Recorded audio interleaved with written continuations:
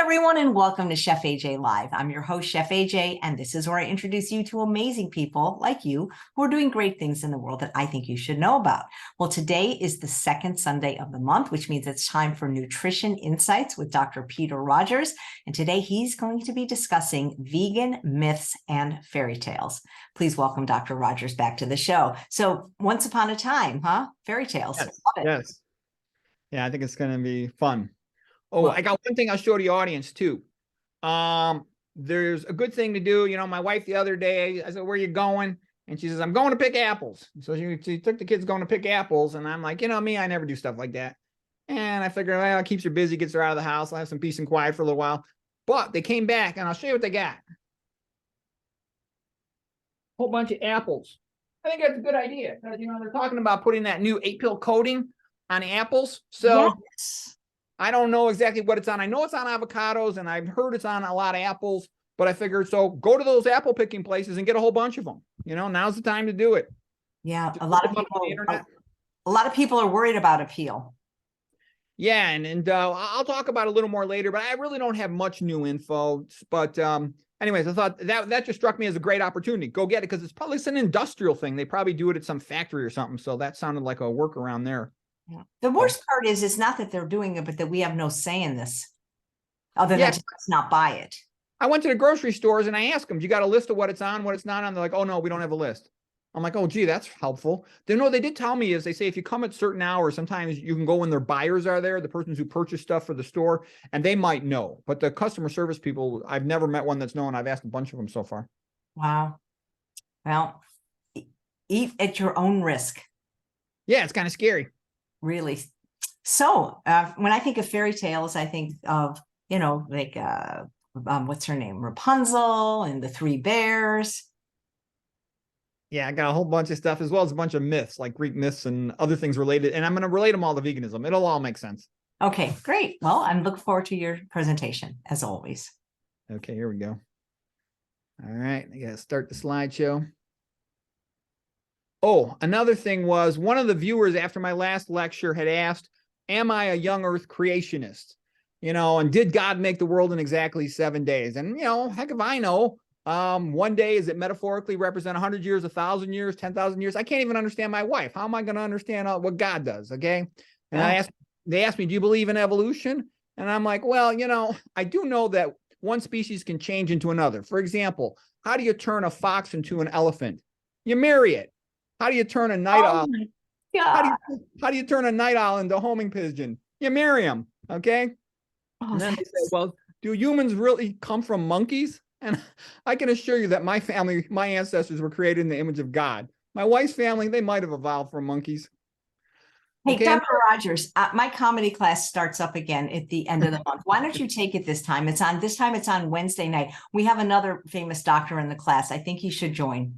That sounds like a lot of fun. I would love to. I think you'd be great. I don't see your slides yet, by the way. Oh, you don't see them? You didn't see my slide? You haven't seen them yet. Oh, crap. I gotta, because I have the slides, but I had to, you have to press screen share. I hadn't screen shared yet in the, what do you call it? In the Zoom menu. Okay. So let me screen share in the Zoom menu. Okay. So I want to share my entire desktop. There we go. There you go. Perfect. Now you can see me, huh? Okay. And then just in the view, you want to change the view because right now it's. Yeah, because I got to go into my program and it's got to let me do my slideshow. Yeah, it's working. There you go. Okay, so that you already got that young earth creation stuff, right? Okay, so I'm gonna go to the next slide. So you got the sound of it without the picture. Okay. All right. The next thing, one last question before I get into the slides was, you know, people ask me, how do I cook? And I can just tell you, first of all, I just cook starches when I'm by myself and I boil water. That's all I do. I boil water for boiled potatoes, boiled sweet potatoes, rice, beans, oatmeal, quinoa. Okay. But on a regular daily basis, I'm lucky enough that I often cook the old fashioned way. I have a woman do it. Okay. And now my muses don't help me much with writing, but they make a good dinner and people say, "Whoa, isn't that sexist?" Everything you do nowadays, you get accused of sexism. And let me tell you something. No, that's what they want. That's what my mother wanted. That's what grandma wants, which grandma's really my mother-in-law. And that's what my wife wants. And contrary to popular legend, women are not that nice in the kitchen. Okay. There's no Florence Nightingale in the kitchen. You can't avoid the split tails in the kitchen. Women are like territorial animals in the kitchen, and they maintain control by yelling at anyone who goes near the sink. they're always saying stuff like, move, I need to peel potatoes. You're wasting water. You just splashed the window. Clean it up. I'm sick and tired of cleaning up after you. Turn that light off. You're wasting electricity. And I'll be like, I thought you wanted more light for peeling potatoes. And they'll go, get out of here. I'll say, you shouldn't use a metal spoon in the cooking pot. You scratch it. You're going to put aluminum in the food. And they go, get out of here. One more thing out of you. And you're going to cook for yourself. And it's the same in the laundry room. If I'm in the laundry room and they're nearby, it's no matter how I set the controls, it's always wrong. I'm ruining the clothes. I'm going to break the machine. And, even my mother was kind of like that. If she caught me brushing my teeth and rinsing my mouth over the sink, she'd say, I'm going to kill you.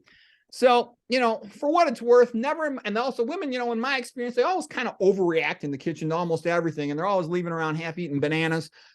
Never in my life has a guy from my brothers, my father, my teammates, fraternity brothers, roommates, ever yelled at me for that sort of stuff.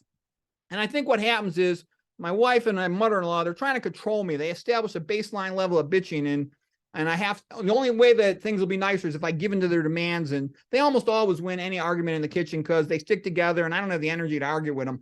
Oh, I forgot to tell you about Rumpelstiltskin. Rumpelstiltskin story originated with, there was a miller, years ago who bragged that he had a daughter who could spin hay into gold.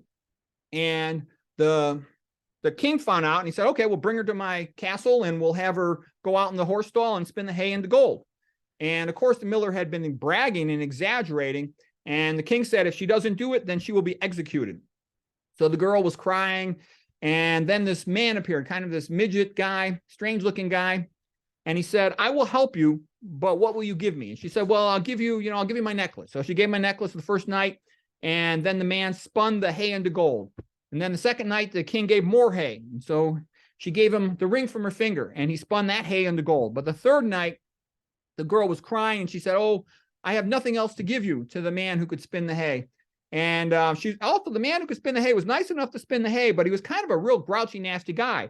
The miller's daughter wanted to watch him do it because it was a valuable skill, but he said, get out of here. He was real nasty about it. And so he said, I will spin the hay this time, but you must give me your firstborn child.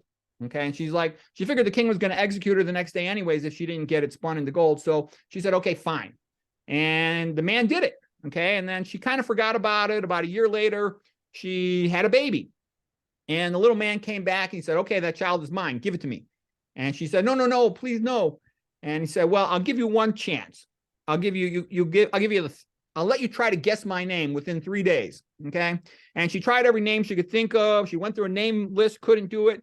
And then she had a friend spying him and she saw the little man dancing around the fire and he said, she will never guess my name and I will win the game, for Rumpelstiltskin is my name. So anyways, then she guessed it. Okay. So my point was, I say that my mother-in-law is like Rumpelstiltskin. She's really grouchy, but she's a great cook. And if I just stay out of her way and leave her alone in the kitchen, I come back, it's all cleaned up. There's a great meal. The other day I was having some tightness in my chest, a little chest pain. So I talked to a cardiologist and he said, I need a stress test. So he brought me into a room that was a combination kitchen and laundry room. And then he brought in my wife and mother-in-law and he said I had to obey all their rules for 1 hour. It was very stressful. And Camille Pagula had said, teenage boys have only a brief season of exhilarating liberty between the control by their mothers and the control by their wives. By middle age and early old age, women have total control of their marriages. And that seems accurate in my experience. Okay. Our next topic, we're going to talk about the most memorable lines ever spoken in vegan history, the real nutrition history. So first of all, on the subject of carbohydrates, Dr. John McDougall said, all healthy populations eat a starch-based diet. There are no exceptions. Humans are starchivores, and you are not incurable from any disease until you have only eaten sweet potatoes and nothing else but water for 4 months. Interesting. Dennis Burkitt. High fiber diets protect patients from abdominal pressure syndrome. Okay, Durian Ryder said, sugar is the most powerful performance enhancer for your brain, your muscles, and your dong, according to him. Okay, on the subject of lipids, Caldwell Esselstyn, no oil, moderation kills. You only see heart disease in the countries that eat a lot of meat and oils. Coronary artery disease is a food-borne illness. Coronary artery is a toothless paper tiger that need never exist. Okay, Nathan Pritikin, fat is bad. There is no such thing as a normal occurring diet that is too low in fat or protein. In studies with controlled diets, people ate 0.75%. That's less than 1% fat, and they did very well. Okay, he's got the references to those studies in his book. Dean Ornish, it's better to make big changes than small changes because big changes generate big results, and that increases motivation. Roy Swank, Central Norway eats a lot of saturated fat, and they have lots of multiple sclerosis, whereas coastal Norway eats much less saturated fat. That's because in the central Norway, they had all the dairy farms. In the coastal area, they were eating more fish and other things, and they have much less multiple sclerosis. Okay, the Chinese diet is mostly rice, and it's very low in fat. And I don't think there's any multiple sclerosis patients in China. Okay, Dr. McDougall, the fat you eat is the fat you wear. Jeff Nelson from VegSource, the fat in nuts is also bad for blood flow. The benefits of omega-3 fats are exaggerated, according to him. Okay, Michael Brownlee, excessive dietary fat causes reversal of electron transport in mitochondria. This causes insulin resistance. This is a magnificent paper. He wrote the paper called Unifying Theory of Diabetic Complications. It's a masterpiece, one of the best papers I ever read in my life. It's a work of genius. Okay, Gerald Shulman, MD, PhD. He's the guy who was out at Yale working with nuclear magnetic resonance spectroscopy. He said, we have confirmed that excess fat in skeletal muscle is the main cause of insulin resistance. We call this the ectopic fat theory of diabetes. These guys both won the Banting Award for diabetes research. They're both incredible geniuses. Okay, Michael Greger. There are two types of doctors, vegans and those who have not yet read the literature. You know what, Dr. Rogers? I think that was credited to Dr. Kim Williams, actually. Oh, that one about there's two types of doctors? Okay, I'm sorry. That's okay, but I'm pretty sure that's his line. Oh, okay. Okay, so that's Dr. Kim Williams, a cardiologist. Okay, William Roberts. When you feed them a high-fat diet, all herbivores get atherosclerosis. Humans are herbivores. Eggs are what you feed an animal to cause atherosclerosis. Because a lot of people ask me, are eggs good? Are eggs healthy? No, they're good if you want atherosclerosis. Pete Rogers. Okay, there's no such thing as good fats except secret fat, which is the conversion of fiber fat. Instead of trying not to be as fat as your cousin, try to be as healthy as you can be. The more profitable a disease, the less likely there will ever be a cure. Okay, on protein, T. Colin Campbell. Animal protein is the most powerful tumor promoter, especially casein. Dr. Kempner, low protein diet lowers the workload of kidneys. And he saved these kidneys from dialysis and reversed hypertensive retinopathy and a bunch of other things.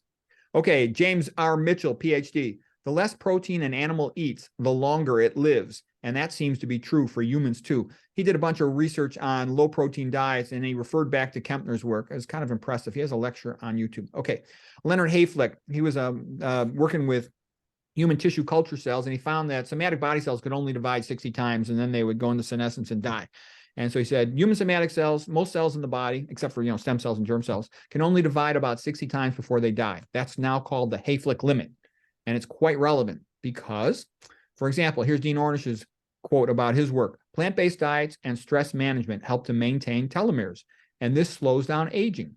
It delays arrival at the Hayflick limit. So what happens is with every cell division in a normal somatic body cell, soma just means body, the telomeres shrink, and eventually they keep shrinking into genes that the cell needs to live, so the cell dies. And so if you don't shrink your telomeres, the cell will not die.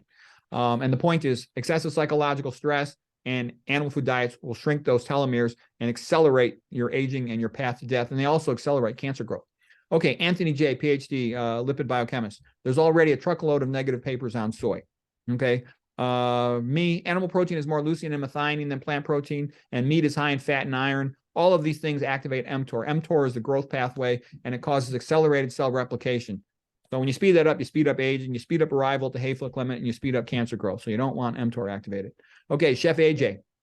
The key to losing weight is to eat low caloric density food.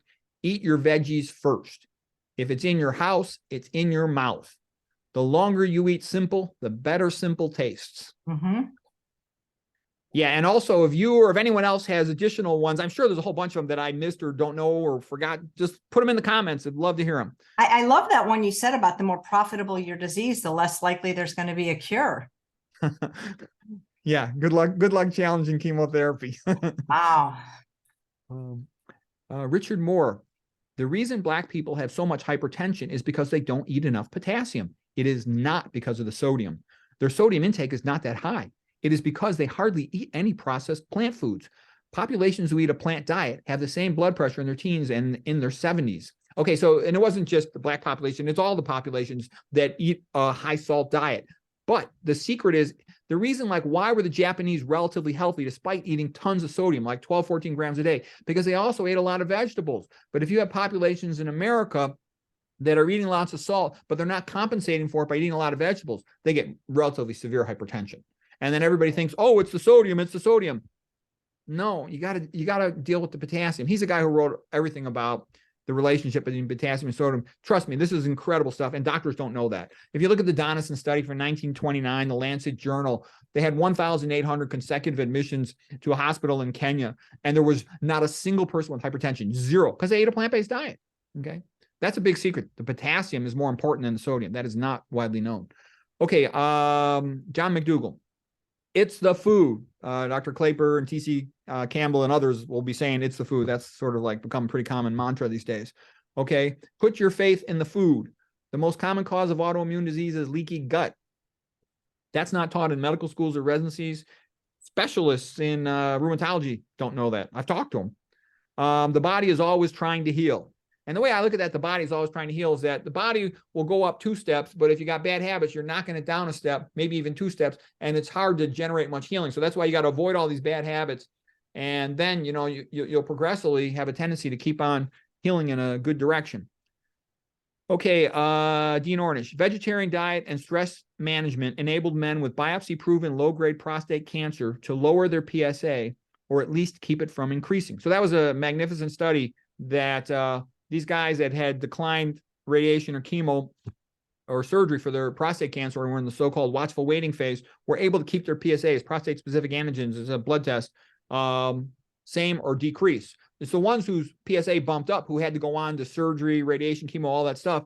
So nice to control it with just, the diet and exercise, stress management stuff.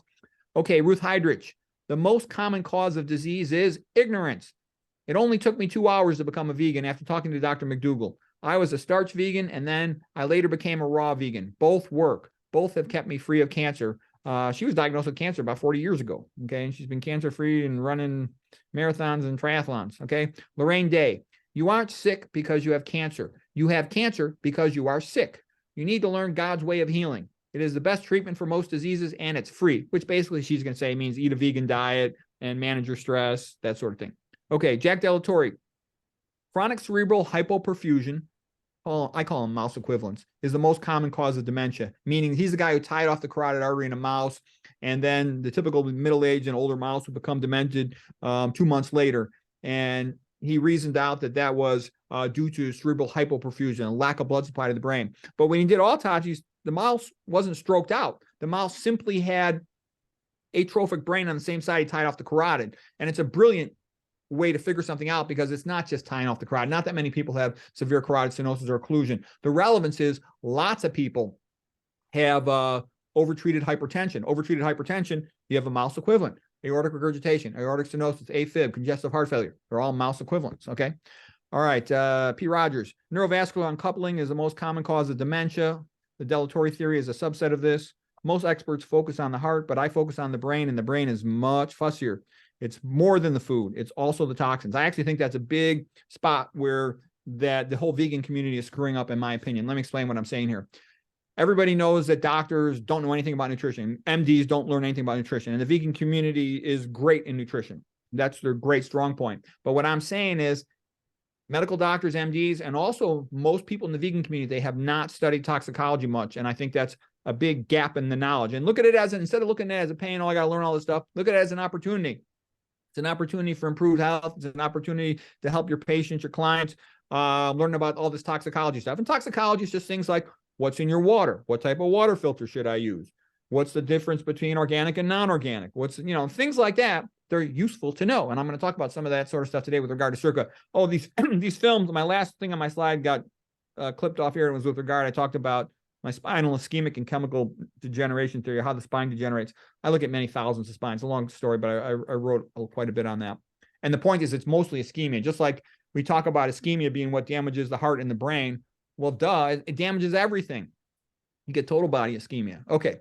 Now, another thing I want to share with you is I just finished reading sort of a biography about Samuel Johnson. The book was actually called The Club, and it was about a literary club where he met with a bunch of fellow writers and actors and poets. And this is back in London in the 1760s. And then I noticed that after he died, he was a great man of letters. He was buried in Westminster Abbey. I thought that was kind of cool. And they have something in Westminster Abbey called the Poets' Corner. And Samuel Johnson, that's his bust there of Samuel Johnson. And they have all these other famous poets, and there's quite a lot of them. And Samuel Johnson said, a nation's greatest glory is her writers. And I thought, that's nice. That's interesting. And there was also this guy more recently, Stephen Hawking. And he's sort of a mathematician, physicist, astronomer. And he wrote the book called A Brief History of Time. And, I read that book and a long time ago, and I thought, it's a decent book, but I don't know if this guy's really a genius. He had amyotrophic lateral sclerosis, a disease similar to multiple sclerosis in some ways. And I was thinking, this guy, I don't know if this guy's really genius. And then I read, well, he had ALS, he's in the hospital. And while he was in the hospital, he seduced 2 nurses. And I'm saying to myself, if some guy with ALS could be in the hospital and seduce 2 nurses, he must really be a genius. Okay, then here is the area for the coronation at Westminster Abbey. And I thought to myself, that's nice. Here's a beautiful painting of Queen Victoria at her Jubilee celebration in Westminster Abbey, having the celebration there is very nice. And I thought to myself, what? We ought to have the same thing for the nutrition world. And Chef AJ's name is Abby J. So I thought we could call our building Abby J. Abbey. I love that. I love that. That's funny. Yeah. And, I think the first year we could elect the king and queen of the nutrition world every 2 years. And we'll start out with Caldwell Esselstyn and Chef AJ. And I think that would be very nice. I love it. They also have a choir area in the Abbey, and they'll sing some songs here. So I wrote a little song for the occasion. Amazing starch, how sweet the sound that saved a slob like me. I once was fat, but now I'm thin. Was blind, but now I see. So anyways, I don't got much of a voice, but that's great. I think it works. And there's other songs on. I'm not going to, sing because I know nobody wants to hear that. But I just had a little fun. Look at the words here. You can take a lot of songs like "Here We Go Round the Mulberry Bush" and make different versions. Like here's the Big Farmer version. This is the way we drug the proles, drug the proles, drug the proles. This is the way we fleece the proles, fleece the proles, fleece the proles. I don't know. I had a little fun with that. I don't know if anybody thinks that's funny, but I enjoyed it. Okay, now. Another nice thing I noticed is they've got a lot of sculptures on the walls. And I figured this would be a way to make money that we could generate some funding to make the vegan Abbey Pantheon. Okay. And these statues, they kind of remind me like an action figure. So each financial donor could get like an action figure statue of themselves in there. And we could also have like, in the Middle Ages, they had guilds and the guilds would fund things. Okay. So for example, take a look at this painting. What guild do you think funded this painting? It's the Archers Guild. Notice how his body is like shaped like a bow and arrow, and he's like pulling back on the legs. And notice how her position echoes his position. So that was the idea. And it's a beautiful painting from 1435. I think it's magnificent. That's what the guild funded. And I think we should have the same thing for the modern medical guilds. Okay, we've got guilds. Oh, by the way, there's also statues outside the building. Here's a gargoyle, and this looks like some form of eagle or something. So I thought we could do the same thing with the different medical profession guilds, okay? For example, radiology department could have a statue of someone having a barium enema to symbolize radiology. These are some sculpture ideas. CV surgery, cardiovascular surgery, can have a person undergoing open heart surgery. And my artist friend, put a handsaw there. I told him I wanted a circular rotating buzzsaw, but you get the idea. I noticed that there's always seems to be a lot of men looking at the statue of the woman undergoing a speculum exam, but I never see any women watching the statue of the man undergoing cystoscopy. I have seen there tends to be a few women standing around chatting when the man undergoes a wallet biopsy. Very interesting. Okay, now there's been a lot of vegans who've been getting the word out, trying to educate the public, the masses, and you got Chef AJ handling the cards here at this bout, and Dr. McDougall is going head to head with Big Meat, and he's got the Notre Dame Fighting Irish shorts on. Big Meat and Big Pharma, Big Food tend to go together. Okay. So as far as the fairy tales, I've kind of mixed in the fairy tales with the myths, just sort of whatever worked to make it go along, and a lot of them have a pretty straightforward connection. So first of all, Humpty Dumpty, you know, was a bit of an arrogant fellow. And he said, when I use a word in a rather scornful tone, it means just what I choose it to mean, neither more nor less. And then Alice over here says, well, the question is whether or not you can make words mean so many different things. Humpty Dumpty says, the question is who is to be the master? That is all, the word or him. So anyways, we know that Humpty Dumpty fell. And so my point is, you want to get your act together with your diet and your health habits before you have an irreversible event, like a myocardial infarction or a stroke, okay? And there's an old quote, it's sort of anonymous, I don't know who made it. If you eat a low-fat vegan diet, you don't need a doctor. If you eat a sad diet, no doctor can save you. And it's an oversimplification, but it's pretty close to accurate. So get your act together, the sooner the better. And Lewis Carroll has a lot of other good quotes. You know, for example, one of them from Through the Looking Glass is, the rule is jam tomorrow and jam yesterday, but never jam today. And I'm like, you know what? That reminds me of my wife. Whenever I ask her if we're going to do it, she seems to say that. Okay. Now, we can also learn a lot from studying other civilizations, epidemiology, and even studying some of the ancient civilizations. And this right here is a painting of the lost city of Atlantis, you know, related to ancient Greece. Kind of cool. They got the little mini sub coming in. Okay, so one of the first obvious fairy tales that applies is the ugly duckling. And so everyone can relate to this. You know, they're in their fat phase, looking like the Mona Lisa, and they want to look skinny like Venus. And we can help you with that. Okay, there is another old fairy tale story that's relevant. It's called Buridan's Mule, or ASS is how it's also sometimes referred to as. The problem with the mule is equally hungry and equally thirsty. And he's placed equal distance between water and food. And because the mule can't make up his mind, he starves to death and dies. Okay. And what is the point of this? The point is that a lot of people want to lose weight, but they don't want to give up the meat and the processed food. They can't commit and they don't do anything. Okay. Until then they have an irreversible event, whatever it might be, heart attack or stroke, and it's too late. And so this inability to commit is sort of a form of analysis paralysis. So a good thing to do is just try it for a couple months, try it for 2 months, 3 months. And I think what'll happen is you'll see some results and that can motivate you to continue, as we sort of spoke about later. Like Chef AJ said, eat veggies first to kind of stretch your stomach, get early satisfaction of hunger. And then for long-term satisfaction of hunger, starch is the best way. Mm-hmm. Eat low percentage fat. Rice, potatoes, sweet potatoes all have only 1% fat. The lower the fat, the skinnier the population. Look at the Chinese, you know, before 1970, when they ate all rice, 1% fat or less, billion out, about 85 to 90% of their calories, billion out of a billion are skinny. Except for Bolo in the Bruce Lee movies, because he's taking steroids. And by the way, if you want to eat beans that are low fat, lentils are probably the lowest fat at about 3%, compared to like garbanzos or, you know, chickpeas are about 13%. So do your OMAD diet. The only thing making it a little more complicated these days is we don't know what's going on with that 8-pill coating on the fruits. So I'm eating a little more starch than I usually do.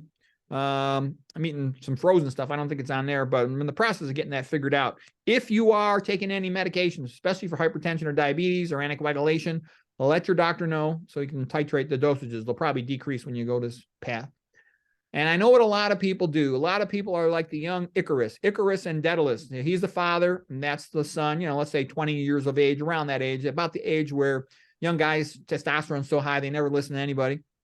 And anyways, his father told him, don't fly too close to the sun. And the equivalent of that in nutrition speak is don't be tricked into this keto, paleo, low carb carnivore cycle, because they get an early loss of water weight and they're all happy, but then they crash and burn. Here's Icarus falling down into the water. Okay. And here's a picture too of Icarus after he's crashed, you know, from flying too close to the sun. His wings melted in the story, but in our story, basically they get constipated, burnout, and a yo-yo cycle of short-term weight loss followed by gain. It just doesn't tend to work. I liked also this painting from ancient Greece. This is Diogenes. He was sort of the homeless street philosopher. And he walked one day in the evening with his lantern and people said, what are you doing? Where are you going? He says, I'm searching for one honest man. So I'm kind of joking. I'm searching for one honest promoter of paleo, keto, carnivore diets. Because when I look at the science, I don't see it. All right. And now here's another ancient Greek man who had to fight off siren temptations. And this is Odysseus. And he had himself tied to the mast so that he would not react to the sirens who were calling out to him. And all the men, if you look around, and they've got their ears and a hat and their ears strapped over so they won't hear the sirens and do things they shouldn't do.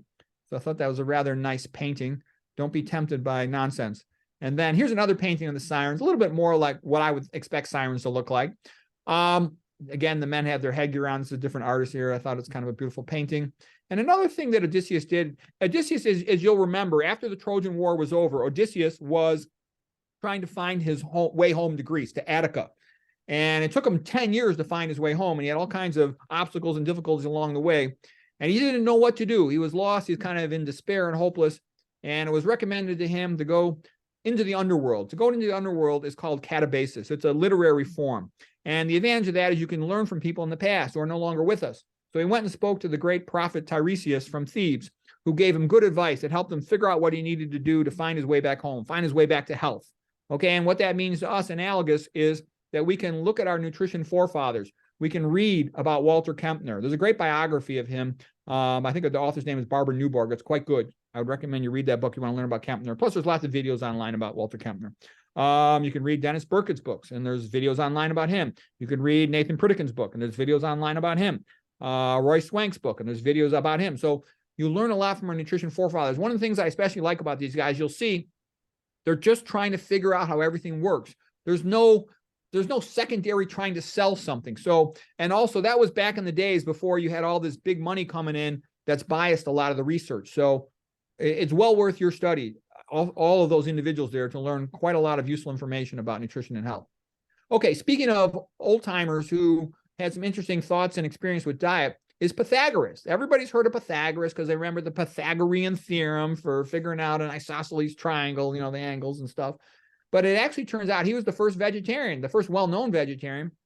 Some people say it's because he believed in the transmigration of souls and that, you know, any animal could become a different type of animal. Other people say that's not really true and it was because of health. He certainly did promote the vegetarian diet, thinking that it was a lot healthier. And as a matter of fact, before 1840, the vegetarian diet was called the Pythagorean diet. It was only, they didn't coin these names vegetarian diet until around 1840. Pythagoras was kind of an all-around interesting guy. There were people that were sort of his followers, the Pythagoreans, and, you know, he figured out the octoscale on the harp. They would celebrate the sunrise, so they enjoyed sunshine, they enjoyed music, and they enjoyed a vegetarian diet. Those are major steps towards becoming quite healthy, and these things don't cost any money. All right, and now we're going to get into another allegory coming from the ancient Greeks. This one is from Plato, and this is Plato's cave. So in Plato's cave, the majority of the citizens were essentially intellectually chained, if you will, within the cage, and they were simply shown shadows by the storytellers who controlled what they saw. And most people never turned around or ever thought of anything in a different way. They simply were just convinced by the shadows that they saw. The shadow makers were the paleo, keto, carnivore community, getting them to try to believe all this nonsense, okay? So there was a fire behind them that reflected over the statues that were held up. Rarely, one of these persons would escape from the chains and find their way to climb up out of the cave. And when they first climbed up out of the cave, it was very difficult. The bright sunlight was overpowering, and they were now starting to recognize absolute truth instead of manufactured truth, if you will. And so the idea of it is that one should try to get up into the real light of truth.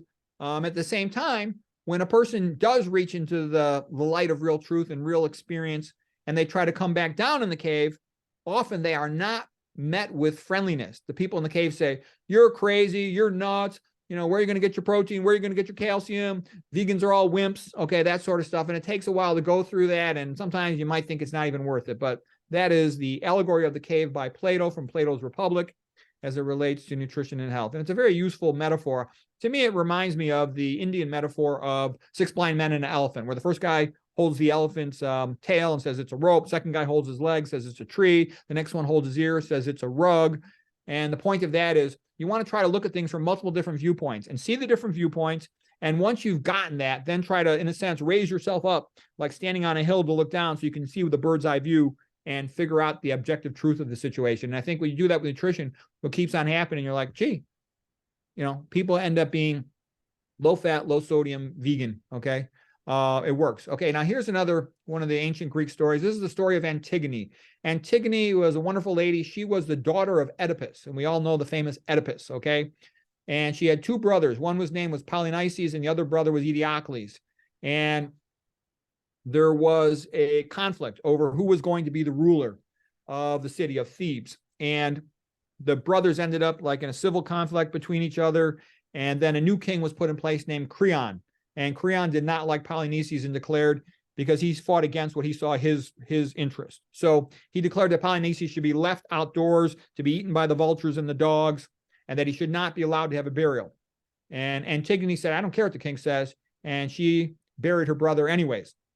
The guards caught her doing this, and she was arrested and brought before Creon. And Creon said, why did you do this? You disobeyed me. And Antigone said, there are laws of the gods that are timeless, and they are above the laws of man. Okay, and Creon still declared that she'd be executed. It's a long, sad story, but it basically just ruined his entire kingdom. And so what I'm trying to say here is, that's one of the reasons why I teach this low-fat vegan diet. I got friends who tell me I'm crazy. Why you even bother with stuff? There's no money in this vegan stuff. Why do you bother with that nonsense? Why don't you get a moonlighting job, make some real money? Okay, and I can also tell you, here's how I see it. You want to try to do good things, because when you do good things, it kind of has like a ripple effect. Each person doing something good ripples out and affects other people, and so on and so on. And so the world gets better for everybody if we behave that way. We all try to do what's right. Okay, so each person in their own individual setting influences the people around them, and that influences more people, and it can lead to things being better for everybody, or if they're not being that way, worse for everybody. Okay, now here is the story of Little Red Riding Hood, and how is that like the healthcare system? Well, Little Red Riding Hood, she got a basket full of goodies from her mother to give to grandma, okay, her Little Red Riding Hood's grandmother. And she had to walk, over the river and through the woods to grandmother's house. She went, and when she got there, the wolf had eaten grandma and was hiding in the bed with the cap on over the big ears. But she still kind of noticed. So Little Red Riding Hood said, oh, what big rooms you have for Doppler stethoscope and EKG. And the wolf said, the better to hear you with, my dear.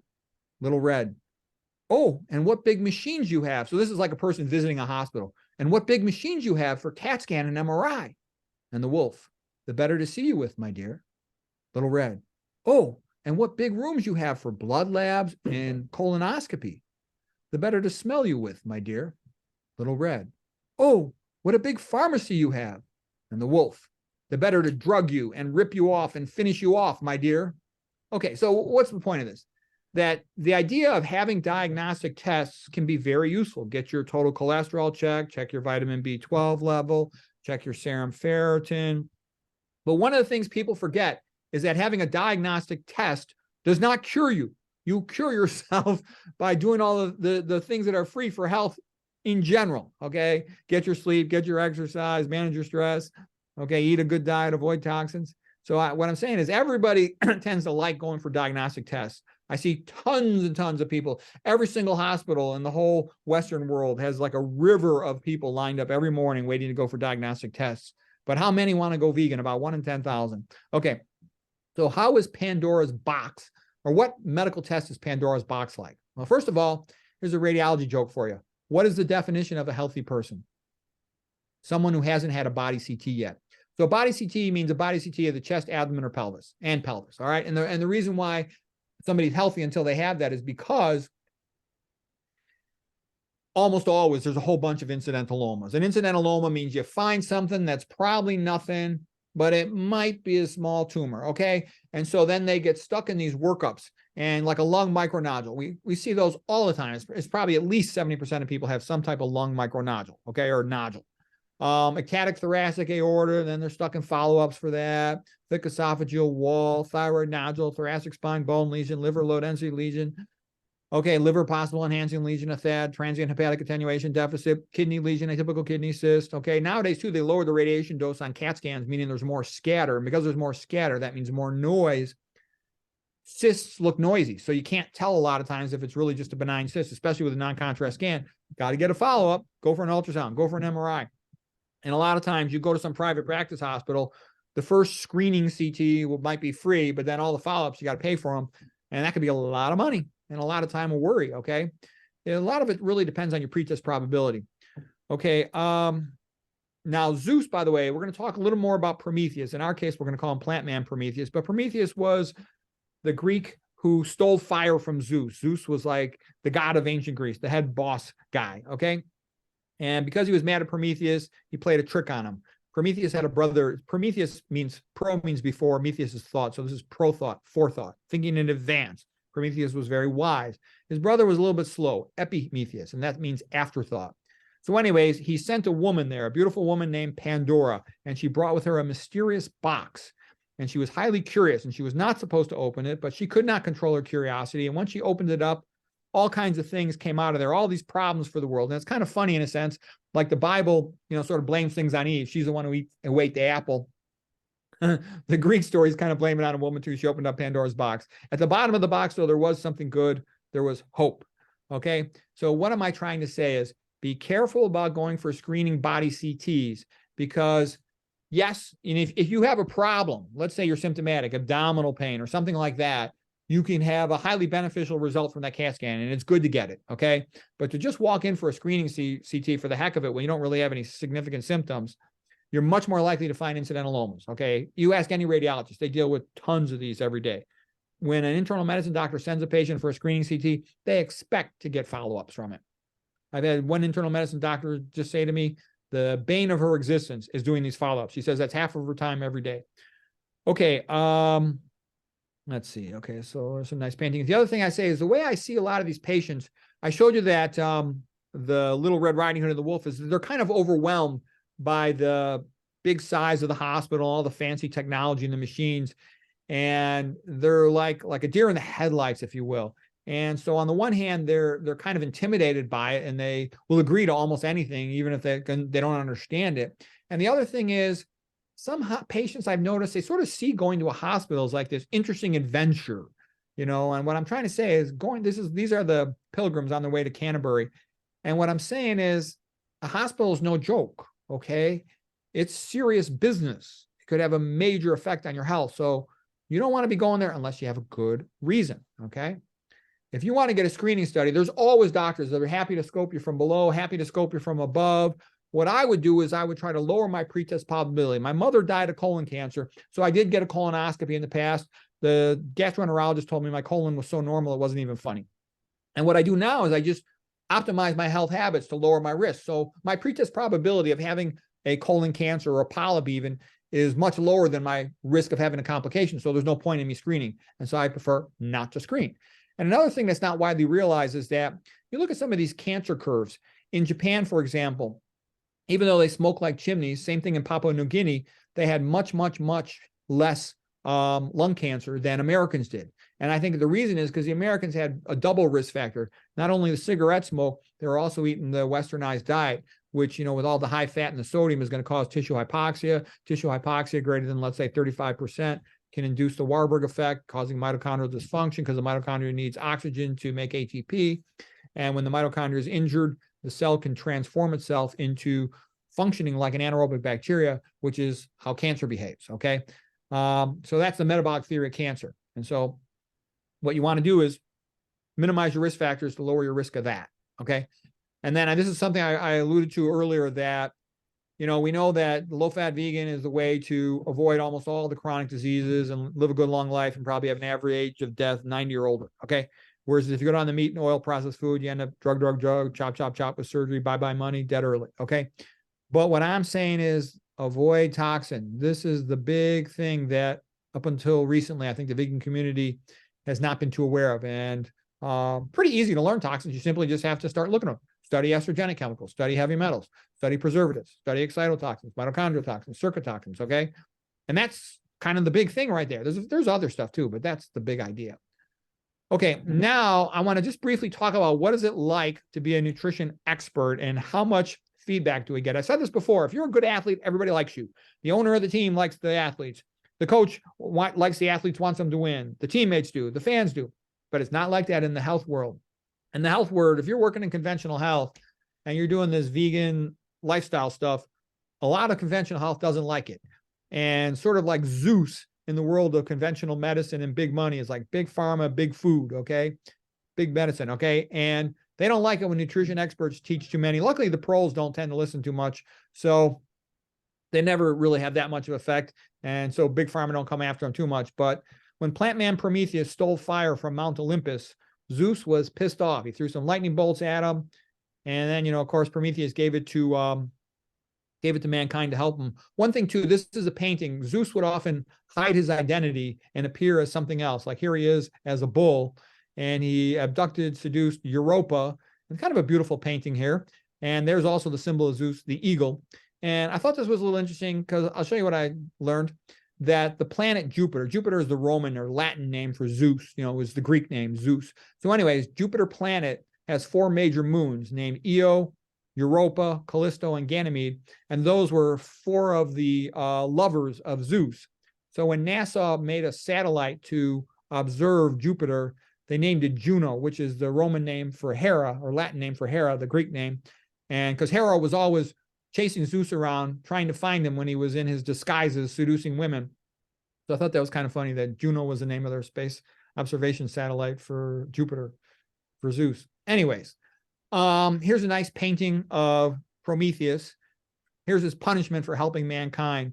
This is the symbol of Zeus, the eagle, and of course the thunderbolt. He sends the eagle every day to eat the liver. The liver can regenerate, okay? So what am I basically saying? Be nice to your nutrition coaches and experts who help you, because their life is rougher than you think, okay? And luckily, Hercules came along and he helped to save Prometheus. This is Prometheus bound. Zeus had him shackled to the mountain by Hephaestus, or the Vulcan, who was the blacksmith for Zeus. And anyways, Hercules helped protect him. So, we need to have the ability to have free speech discussions about nutrition and toxicology so we can help each other to learn and help to optimize our health. Okay, I'm briefly going to talk just a little bit here about an action potential in a neuron. So this is a neuron, like a cell in your brain. Here is the cell body where the nucleus is located that has the DNA in it. Here's the mitochondria. This is the axon. And an electrical message is transmitted from the cell body down to the axon terminal. And, sodium generates a current. And once you reach the axon terminal, after an action potential has come into the terminal, calcium flows into the axon terminal through a calcium channel. And the increase in cytoplasm calcium activates these neurotransmitter, NT is for neurotransmitter, these vesicles to travel to the plasma membrane at the synapse. The synapse is the connection between 2 neurons. Release a neurotransmitter. It diffuses across the cleft, exerts an effect upon the postsynaptic neuron. Okay, that's how a neuron works. And the key point is calcium is the ion that makes it happen. Think of calcium, remember the ring is 1 ring to rule them all, 1 ion to rule them all. Once calcium goes up in the cytoplasm, things happen. Whatever that cell does, whatever its big trick is, that happens. So in a neuron, that means to release neurotransmitter. Okay, here's pretty much how a cell does its business. I'm going through this physiology here because it's going to enable you to understand tons of things about human health. This is really valuable physiology I'm sharing with you. Okay, it explains a whole bunch of diseases. All right, so every cell has what's called a Kn ATPase. K is for potassium. It comes from the Latin word kalium, kale, like kale, potassium, kalium, and N is for natrium, the Latin word for sodium. All right, so I put the first letter K because it is the potassium coming into the cell, and I put the second letter N because the natrium, the sodium, is going out of the cell. Notice that 2 K are pumped in, 3 Na are pumped out. So we're pumping out more positive charge. Sodium is +1, and as is potassium, +1 charge on it. So they're both cations, meaning positively charged ions. The relevance is the cell develops a negatively charged interior over time, and having a differential charge across a membrane, that's a battery, and the cell uses that for energy. The cell does most of its work across the plasma membrane based on this gradient. Okay, there's a gradient that's electrical in terms of -65 millivolts is the charge differential, and it's also a chemical gradient. There's much more sodium outside the cell than there is inside the cell, electrochemical gradient. And that is then coupled to doing other things. By allowing sodium to come in along its gradient, you can pump out calcium. And this is the NACA exchanger, Na for sodium, Ca for calcium. It's often abbreviated NCX. And this thing is super fast, can pump out thousands of calciums per second. So neurons have a lot of these. By the way, in a neuron, 66% of the neuron's energy runs this Kn ATPase. It is the most important energetic thing in the entire cell. So that's a lot. 2/3 of the neuron's energy go to this. In a regular cell, it's more like about 1/3 of its energy. But this is super important. So as you can imagine, it's a big deal to eat too much dietary sodium. You're messing up this ion pump in all your cells. Okay, it's also a big deal to eat too much calcium. You don't want to be doing that because you could interfere with this. Plus, there's a lot of things that affect calcium metabolism. All right, and like I said, when calcium comes up high in the cell, that's when things happen, like release of a neurotransmitter. all right, in your neurons, in a smooth muscle cell that line your arteries, smooth muscle cell contraction, release of insulin. So when you have problems with this, you can cause insulin resistance. I'm going to get to that in a moment, but there's also a very high concentration. Like sodium, there's a high concentration of calcium outside the cell compared to inside the cell. And that coupled electrochemical gradient is used to pump all kinds of other things across that plasma membrane. All right, so the big new thing I'm going to share with you today is something called SERCA. SERCA is right here. In a skeletal muscle, the calcium storage organelle is called the sarcoplasmic reticulum. That's what the S is for. In most other cells, it's simply called ER for endoplasmic reticulum. Okay, and then the CA stands for calcium ATPase. So it's an ATP-driven pump. Here's the ATP. And what it does is it pumps calcium from the cytoplasm into the endoplasmic reticulum. So the endoplasmic reticulum is like a storage site for calcium. It's in continuity with the nucleus. That's why it's drawn this way. All right, so the relevance is when calcium comes into the cell and its concentration increases in the cytoplasm, big things happen. It is the major controller of cell function. In a neuron, release of neurotransmitter, like glutamate, for example, excitatory neurotransmitter. In the pineal gland of the brain, that's where melatonin is made. Melatonin is then released, which helps you to sleep. Okay. In the mast cells, which are a major cell in your immune system, the mast cell will degranulate, meaning that it will release vesicles of histamine, which is quite inflammatory. Okay. So persons who have a problem with calcium metabolism will be more prone to allergies, for example, or abnormal hyperinflammatory immune responses. In the pancreas, increased cytoplasm calcium will cause the release of insulin. Okay. In the skeletal muscle, it'll cause the muscle to contract, cause the heart muscle to beat, for timing, like a pacemaker effect, and it'll also cause heart muscle to contract. And it'll also cause the smooth muscle cells lining the arteries to contract. So if you have chronic high cytoplasm calcium, your arteries are going to be contracted, and that's going to cause hypertension. It also causes platelet activation. It makes the platelets more prone to clotting. So that is bad. So the point of all this is that it's a big deal what's happening with cytoplasm calcium, and we want it to be optimized. And the way we optimize it is plant-based diet gives us lots of potassium. It's a long story, but magnesium is relevant to this too, because magnesium is always a cofactor on ATP because it keeps those phosphates with their powerful negative charges from busting apart. And its positive charge sort of gets the negative charge of the phosphate to calm down. So ATP only does what it's supposed to. And then you need this SERCA, because what happens is after a neuron, let's say an action potential is fired, neurotransmitters are released, the neuron then needs to shut that down. So real quick, calcium is pumped back into the endoplasmic reticulum of a neuron, okay? In a vascular smooth muscle cell, same thing. Once you contract it as much as you need to, you want to relax. Same thing in a skeletal muscle. So you got to quickly pump that calcium into this endoplasmic reticulum, and that's what SERCA does. So you need a good SERCA in order to be able to lower cytoplasm calcium. That is super important. I'm just sharing with you. That is super important. You have to know that. SERCA pumps calcium out of the cytoplasm into the endoplasmic reticulum to lower it down and to turn things off, okay? High calcium in the cytoplasm is like a green traffic light, turns things on, go, go, go, okay? Pumping calcium into the endoplasmic reticulum shuts things off, red light, okay?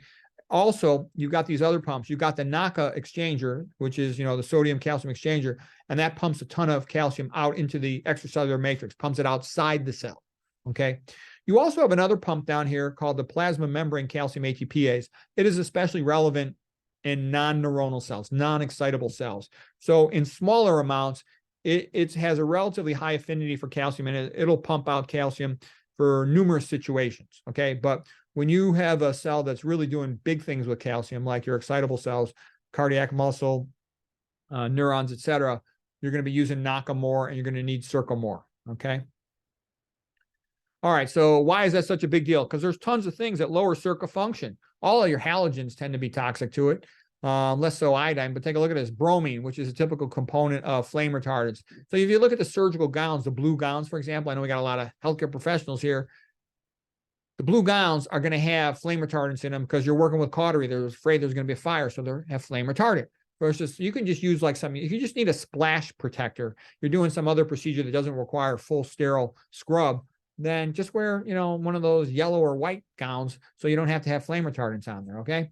Titanium dioxide nanoparticles are a common thing now in sunscreens and in medications. They're like a whitener for pills and stuff. They're toxic to mitochondria, and they're toxic to the testes. And I think they have a harmful effect on SERCA as well. Yeah, they're a mitochondrial inhibitor. They affect succinate dehydrogenase. Okay. neurotoxicological effects of titanium dioxide nanoparticles. So how is this relevant? Well, I wouldn't be taking any pill or rubbing any cream on myself with this stuff, okay? You can have titanium dioxide that's not a nanoparticle in some type of sunscreen. I actually avoid sunscreens, but I mean, some people have to work outdoors and need them, but avoid these nanoparticles because they can be quite toxic to you. And these are showing that they tend to damage the plasma membrane calcium ATPs. That's a slower one, but it's still important that I was talking about. And they will cause neurotoxic effects, can cause impaired cognitive function, impaired spatial recognition, okay? Not good. And like I said, you see these in lots of cosmetic products, sunscreens, they're also in toothpaste and cosmetics. So my advice is just be a minimalist. It's so hard to know what to avoid. I would say just avoid as much things as you can. And then the things you have to use, check them out pretty carefully.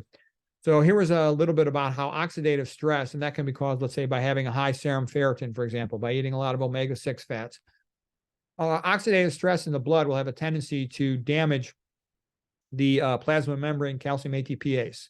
Okay, for whatever the reason, it just has a common pattern that it'll damage that, and that will start to damage calcium metabolism in your cell. So you want to avoid things that cause oxidative stress. As a general principle, if you hear something causes oxidative stress, think that it might damage plasma membrane calcium ATPase and avoid it if you can.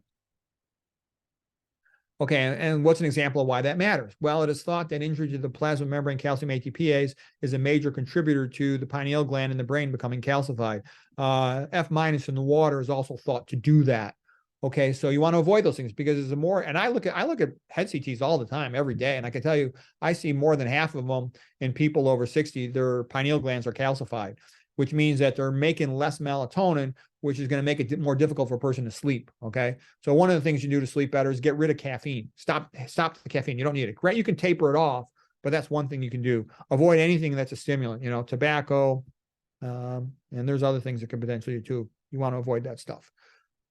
Okay. Now I'm going to talk about something again related to SERCA, is that diabetes is associated with glycation of that SERCA, the calcium pump into the endoplasmic reticulum. And decreased SERCA function is associated with worsening of diabetes. They're a vicious circle, okay? There's a lot of papers on this subject, and here's the vicious circle. So if you have decreased SERCA function, you're going to have more insulin resistance.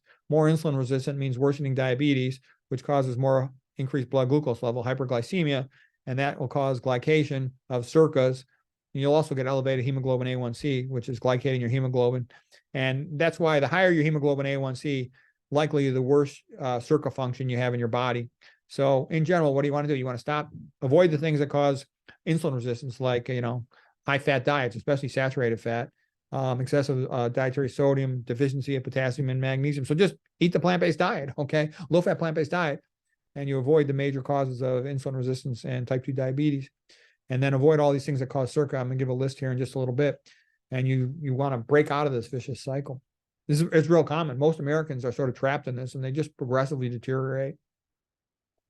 Okay, nitric oxide also plays a role that it improves SERCA function. Okay, so, and you would think they might be related because they both affect calcium metabolism and the amount of cytoplasm calcium, because nitric oxide is a vasodilator, and it also prevents platelet aggregation. So what did we just say? High cytoplasm calcium causes vasoconstriction and causes platelet activation. So nitric oxide is your friend, So just like Dr. Esselstyn is always talking about, do what you can to increase nitric oxide.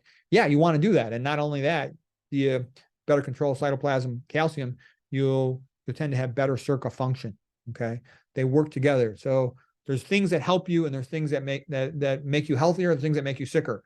So you want to avoid things that lower nitric oxide, like excess dietary sat fat, excess dietary sodium. All right, and now here's something else that's interesting, that there's decreased SERCA function with lung cancer, especially small cell lung cancer and adenocarcinoma of the lung. Adenocarcinoma of the lung has become quite common, okay? Wasn't shown to be the case with squamous cell or large cell, but it's a major player in these two cancers, small cell and adenocarcinoma of the lung. So what I'm saying is SERCA and calcium metabolism, sodium metabolism, potassium metabolism, they're important in every single cell in your body.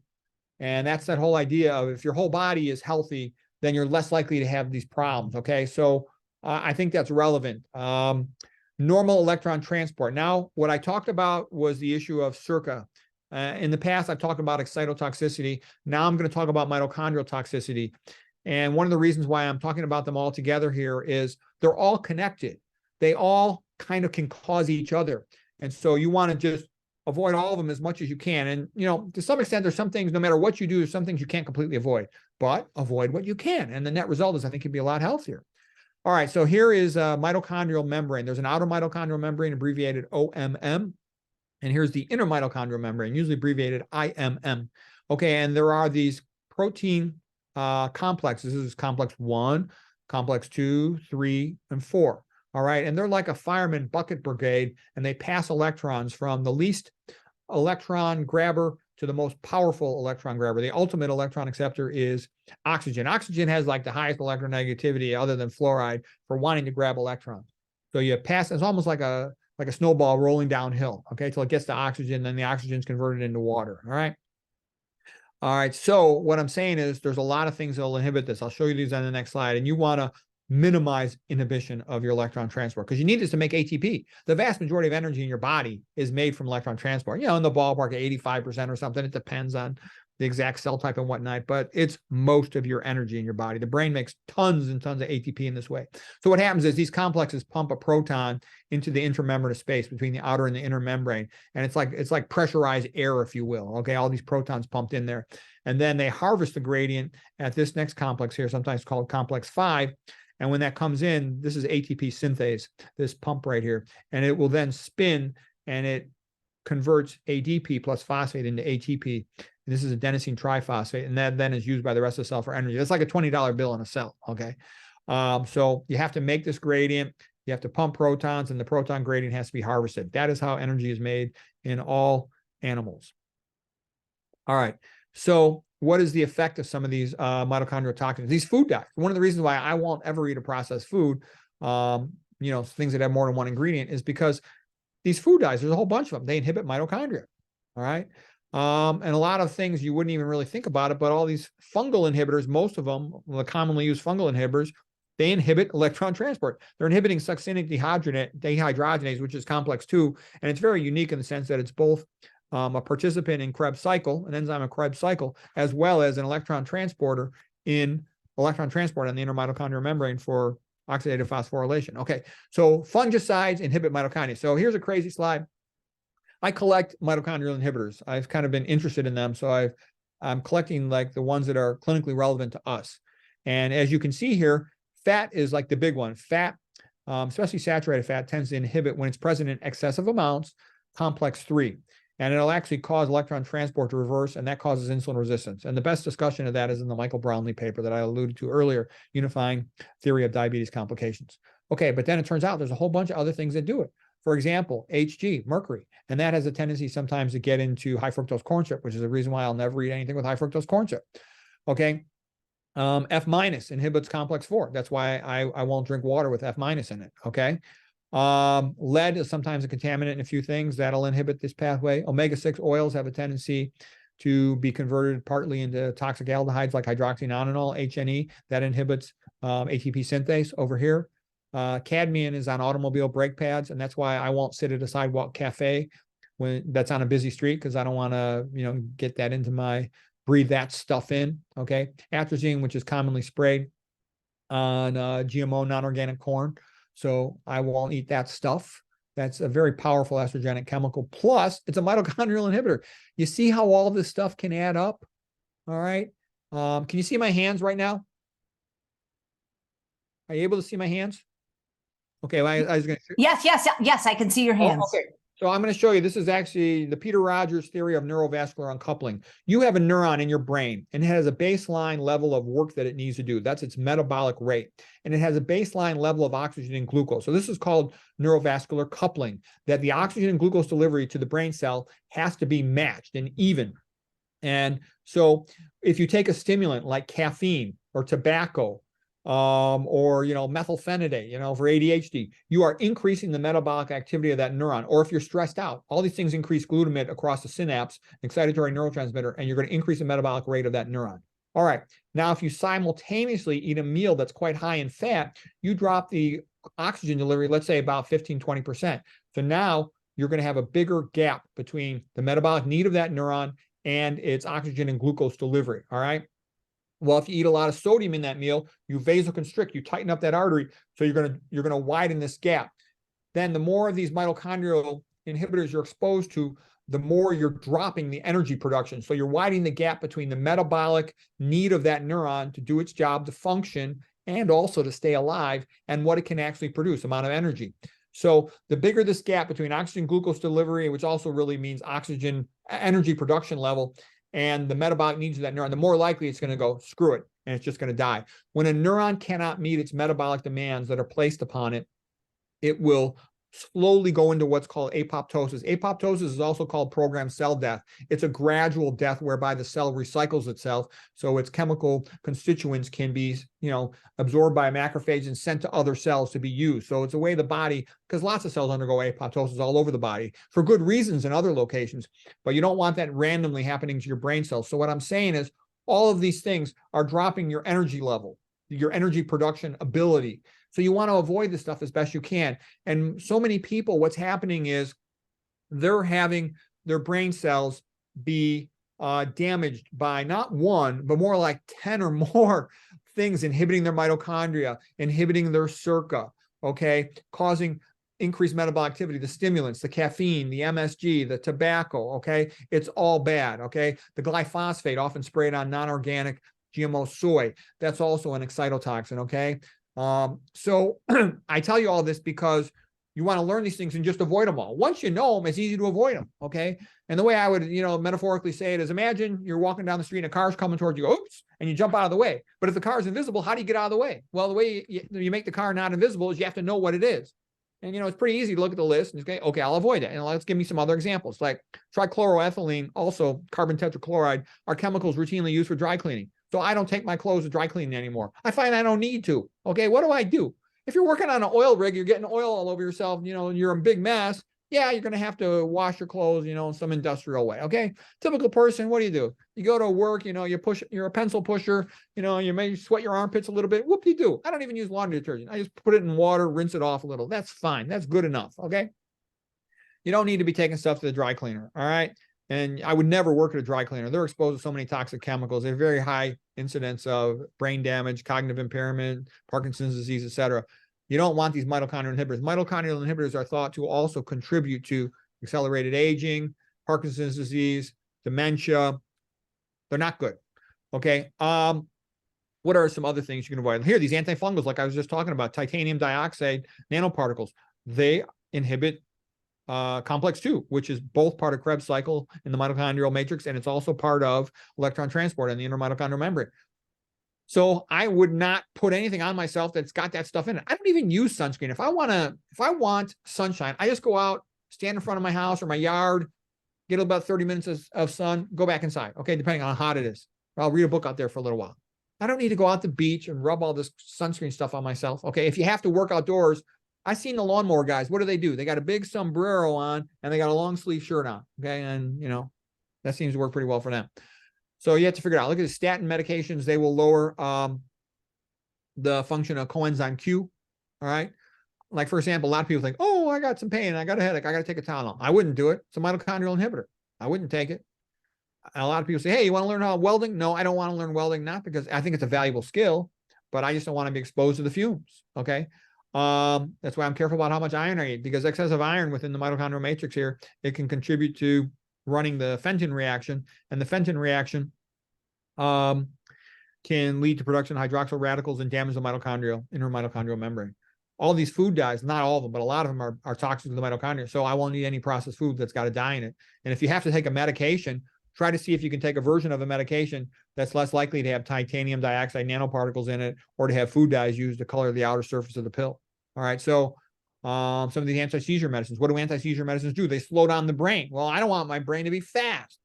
A lot of these antibiotics, you look at the antibiotic and the mechanism is going to be inhibits mitochondrial function. Because remember, mitochondria is kind of like a bacteria. It's thought the symbiotic theory of mitochondria, that an ancient cell ingested a mitochondria, and then the mitochondria and it became symbiotic, working together. Okay, so what's my point? Anything that kills a bacteria, it might be harmful to you. It probably is. So I would not take an antibiotic unless I absolutely needed to. And watch out for these fluoroquinolones, because the quinolones themselves are mitochondrial toxic. F- is a mitochondrial toxin.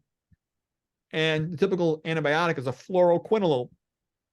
Fluoride tends to have a really tight bond, and it helps things get across tight barriers like the blood-brain barrier, also like the blood-testicle barrier. So it's probably toxic to testes. I haven't studied that yet, but I would be a little worried about it. I wouldn't take it unless I had to. And if I had to take antibiotics for something, I would say, what is the list on the chart? Because usually there would be 1, 2, or 3 options for the most effective antibiotic. And I would take whichever one I thought was least likely to have a negative effect on my brain. If I've had to go for a medical procedure, like when I went for my colonoscopy many years ago, I refused sedation. Okay. And everybody in my family and my friends made fun of me. I said, I don't care.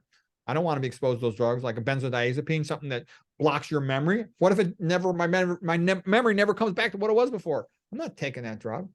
I'm mentally tough. Whoop-de-doo. Okay. So anyways, all right, here's a little story. This is the little Dutch boy. He was walking down next to the dike, the big wall against the water, that protects Holland so it doesn't get flooded. And he saw that there was a little leak and no one was around, and he's afraid it was going to get bigger. So he stuck his finger in the hole to prevent the leak from expanding. Okay. And he kept there all night until the builders came by the next day, and then they patched up the leak. Okay. And so what I'm trying to say is, what does this remind me of in the nutrition world? It reminds me of, it's so obvious. All you got to do is look at an epidemiology textbook or video. Everybody in the plant area, they're skinny with no diabetes or hypertension. Everybody in the meat and processed food area, they're all a bunch of fatsos. Okay. So it's obvious. So I see all this accumulating evidence reminding me of the water coming at the dike, and it's about to break the dike open. And you figure, a couple of years from now, everybody's going to be a vegan. And just at the last minute, they're starting to patch the nutrition hole. They got all these people on the internet promoting Mediterranean, paleo, keto, carnivore, and they're patching the dike with this new, APEEL coating that's plugging it up, and it's going to make plant foods, especially fruits, because I know it's on avocados and apples, a lot of different apple types, and they're talking about putting on a bunch of other things, and it's going to make the fruits as unhealthy as everything else. So it's going to make it harder to demonstrate a benefit from the plant-based diet in actuality. So I'm sad about that. So just do the best you can. When I get more information, I'll let you know, but it's hard to actually learn about that, exactly what it's on and what it's not on. That would be valuable to know that. So anyways, that was what that reminded me of. Okay, what about Snow White and the Seven Dwarfs? What does that have to do with health? Now, there's some controversies about Snow White and the Seven Dwarfs. Officially, the Brothers Grimm are listed as the authors, but, I think that's a lie. I think it's obvious, because how can you tell? I think it's obvious that it was written by a woman, and it was probably written by Snow White herself, because she's perfect, okay?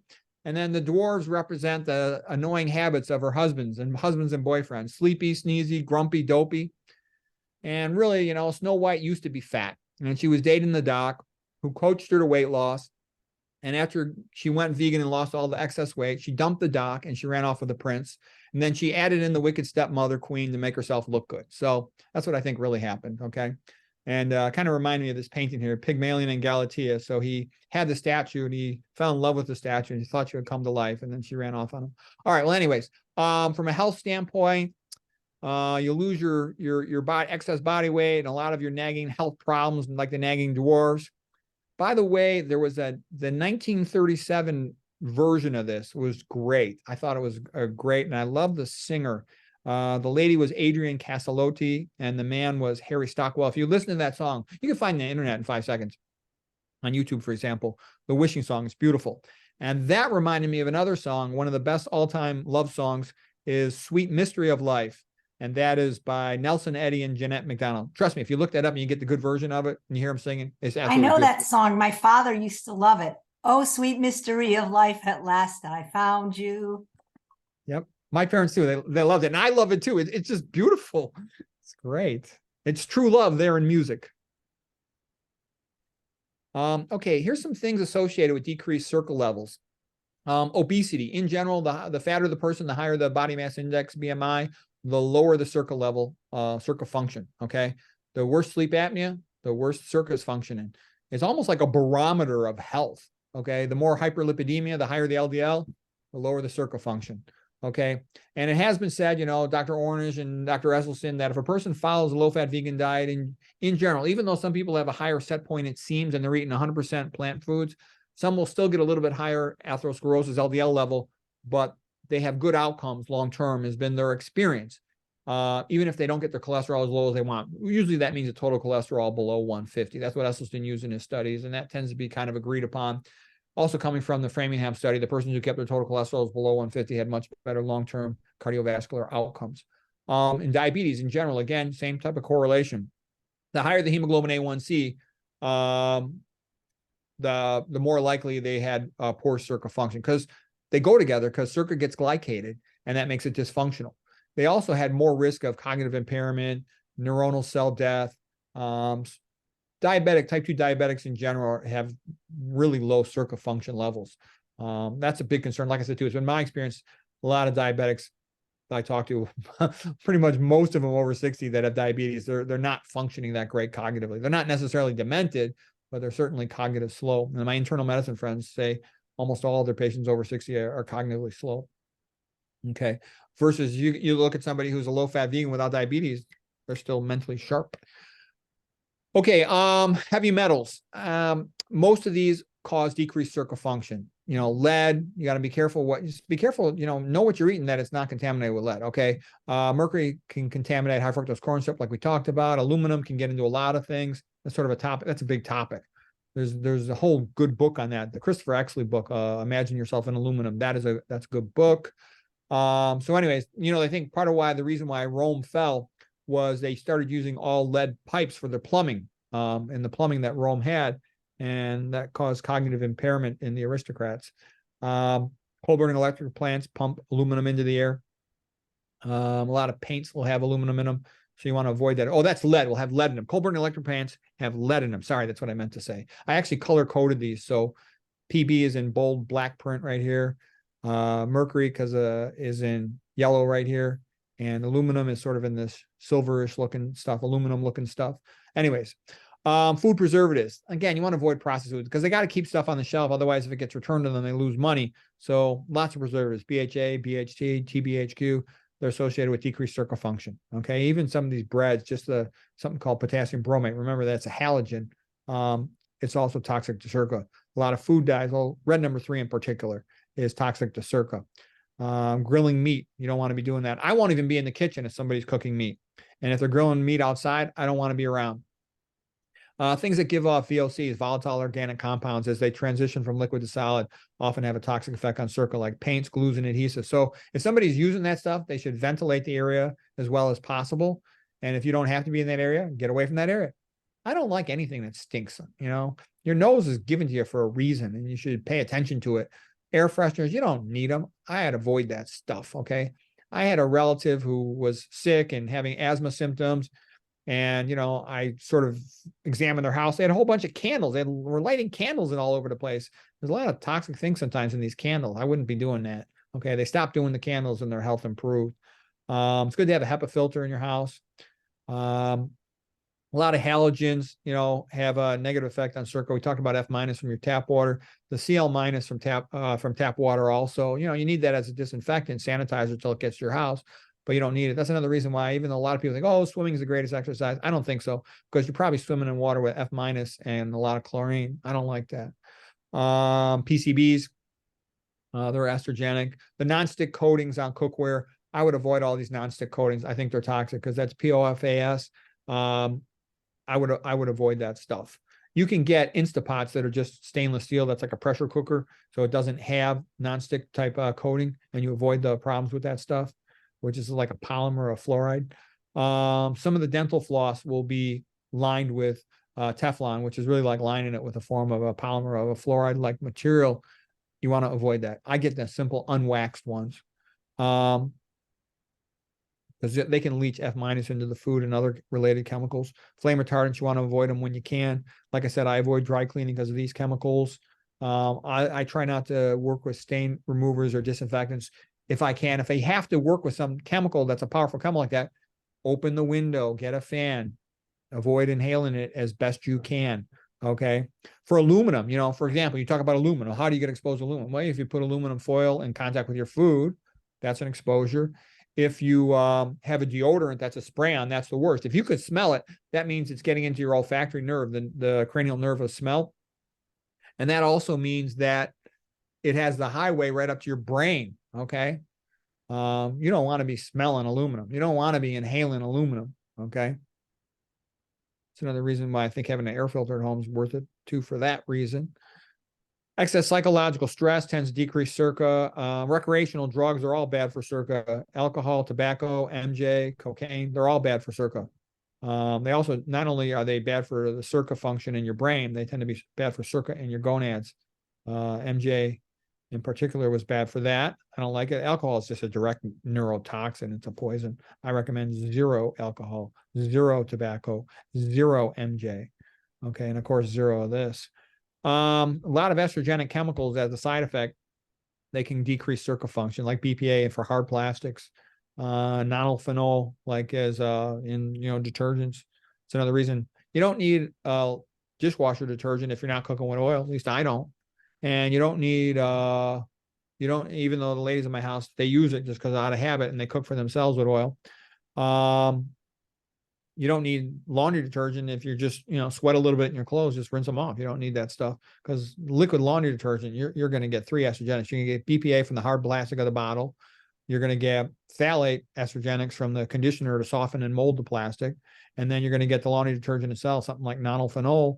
So that's 3 estrogenics on your clothing that's in contact with your skin all the time, transdermally absorbed, like dissolves like. They're both lipids. Nanoparticles, avoid nanoparticles like titanium dioxide in sunscreens. I talked about this earlier. Zinc oxide nanoparticles, common in sunscreens, for example. Plus oxybenzone, another common chemical in sunscreens, is estrogenic. Pesticides and herbicides, that's one of the reasons why I prefer to eat organic. And there's other ones. Anyway, so that just gives you an idea of some of the things you can avoid to avoid SERCA. And we talked about it. It increases the risk. Things that lower SERCA function increase your risk of diabetes. And diabetes becoming irreversible because they'll cause endoplasmic reticulum stress, whereby we don't need to get into all the details of that, but the management of insulin doesn't work so effectively.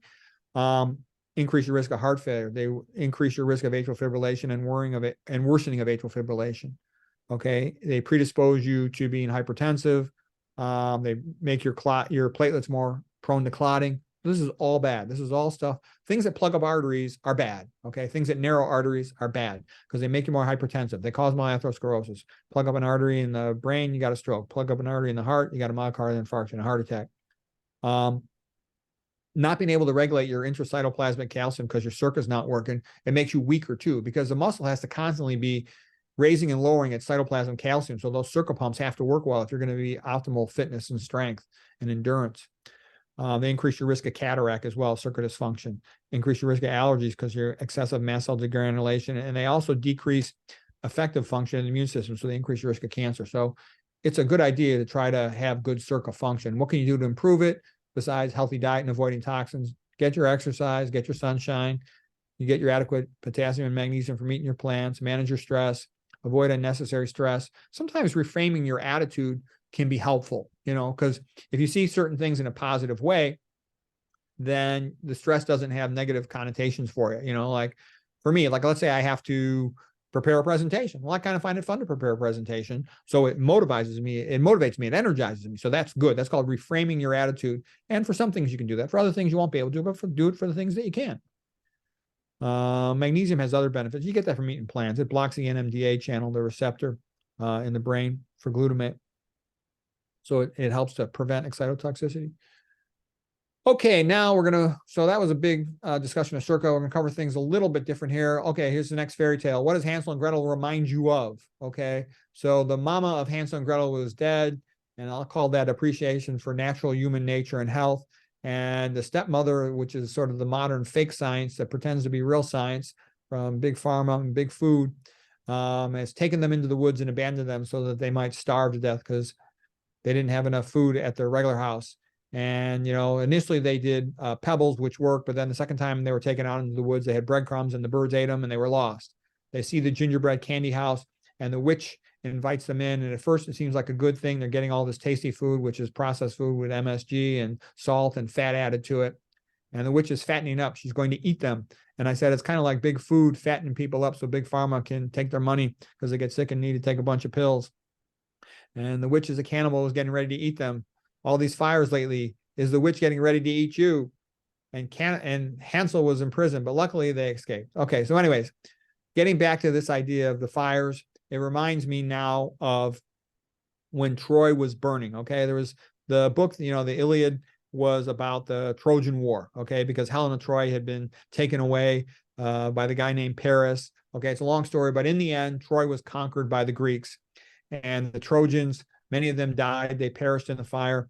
But Aeneas, this painting is actually of the last days of Pompeii, but it's pretty much the same story as the last day of Troy. I'll show you the painting of Troy. So this is Aeneas. And when he was a Trojan, and when Troy was burning, they recognized the disaster, and he carried his father. This is his father, Anchises. And it was a symbolic thing for Aeneas to carry out Anchises out of burning Troy.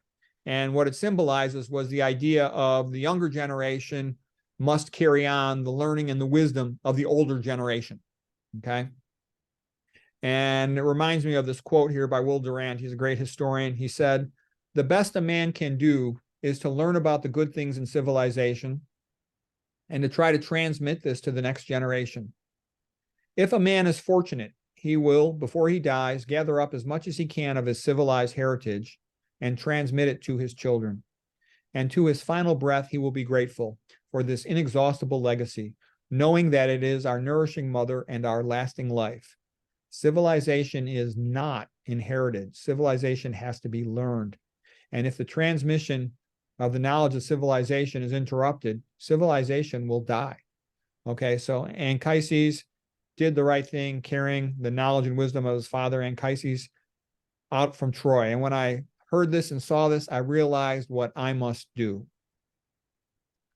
So here in this modern world, I'm carrying out the knowledge of Dr. McDougall and our other forefathers of nutrition. And I can imagine what Dr. McDougall will say if I try to carry him on my shoulder. "Put me down, you arrogant little upstart. I will kick your ass. I'm the Fighting Irish." It's okay, John. It's okay. So anyways. All right. Now here is Rip Van Winkle. So Rip Van Winkle is a story by Washington Irving whereby he fell asleep for a long time, and like over 20 years. And when he woke up, he was amazed at how much the world had changed. And what am I talking about? They're now talking about DBS for depression. DBS is like deep brain stimulation for depression, okay? And I'm saying this is what happens when doctors forget the old ways and don't know nutrition. They rush to complex things, pharmaceuticals and surgeries. And I'm saying this is like crazy to me, okay? You walk into a modern psychiatry suite and you're offered powerful chemicals, which might be helpful in the short term, like for a psychotic episode, but in the long run, they can have the effect of being like a chemical lobotomy, okay? And then you can also get electroshock therapy, convulsive therapy, ECT, electroconvulsive therapy, which causes a seizure, all right? And that can have an effect similar to an electrical partial lobotomy, okay? And now they're talking about DBS and other surgical procedures like a surgical lobotomy. Option number 4, run for your life. And I'm kind of joking there, but what I'm saying is you should exhaust all the minimally invasive, safe things if you've got the time. Now, if you got somebody who's, more severely ill and they might need to go to pharmaceuticals initially, there might be special cases when that is the case. But diet can have significant effect on mood. Avoiding toxins can have an effect. Getting one's exercise, talking to friends and family, prayer, religion, role models, mentors, figures, sometimes they can help. Sometimes reading about people who've recovered from depression, avoiding any substance abuse, having a new purpose. All I'm saying is nowadays, if the drugs don't work, electroshock is often tried, which causes a seizure. And if electroshock don't work, they sometimes will go with this DBS, deep brain stimulation, where they'll cut a hole in the skull and place an electrode. And what I'm trying to say is that's a pretty dramatic thing. And, I would just make sure you tried all this stuff before you go to something like this. I think to go to this almost seems a little crazy in my opinion. And I do have a lot of knowledge of psychiatry. My father was a psychiatrist, okay?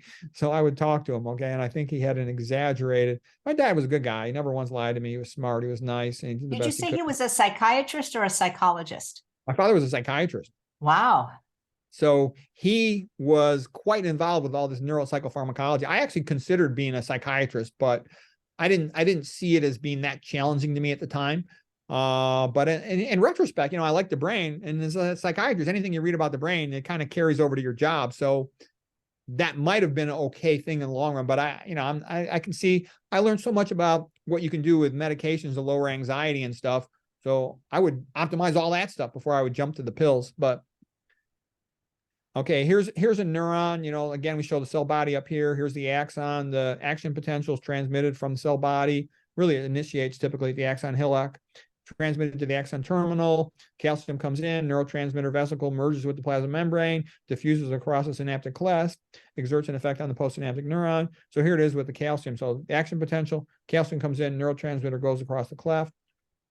Here's a dopamine synapse, for example. The dopamine travels across the synapse, binds with the dopamine receptor. So DA is for dopamine, R is for receptor, and exerts an effect on the postsynaptic neuron.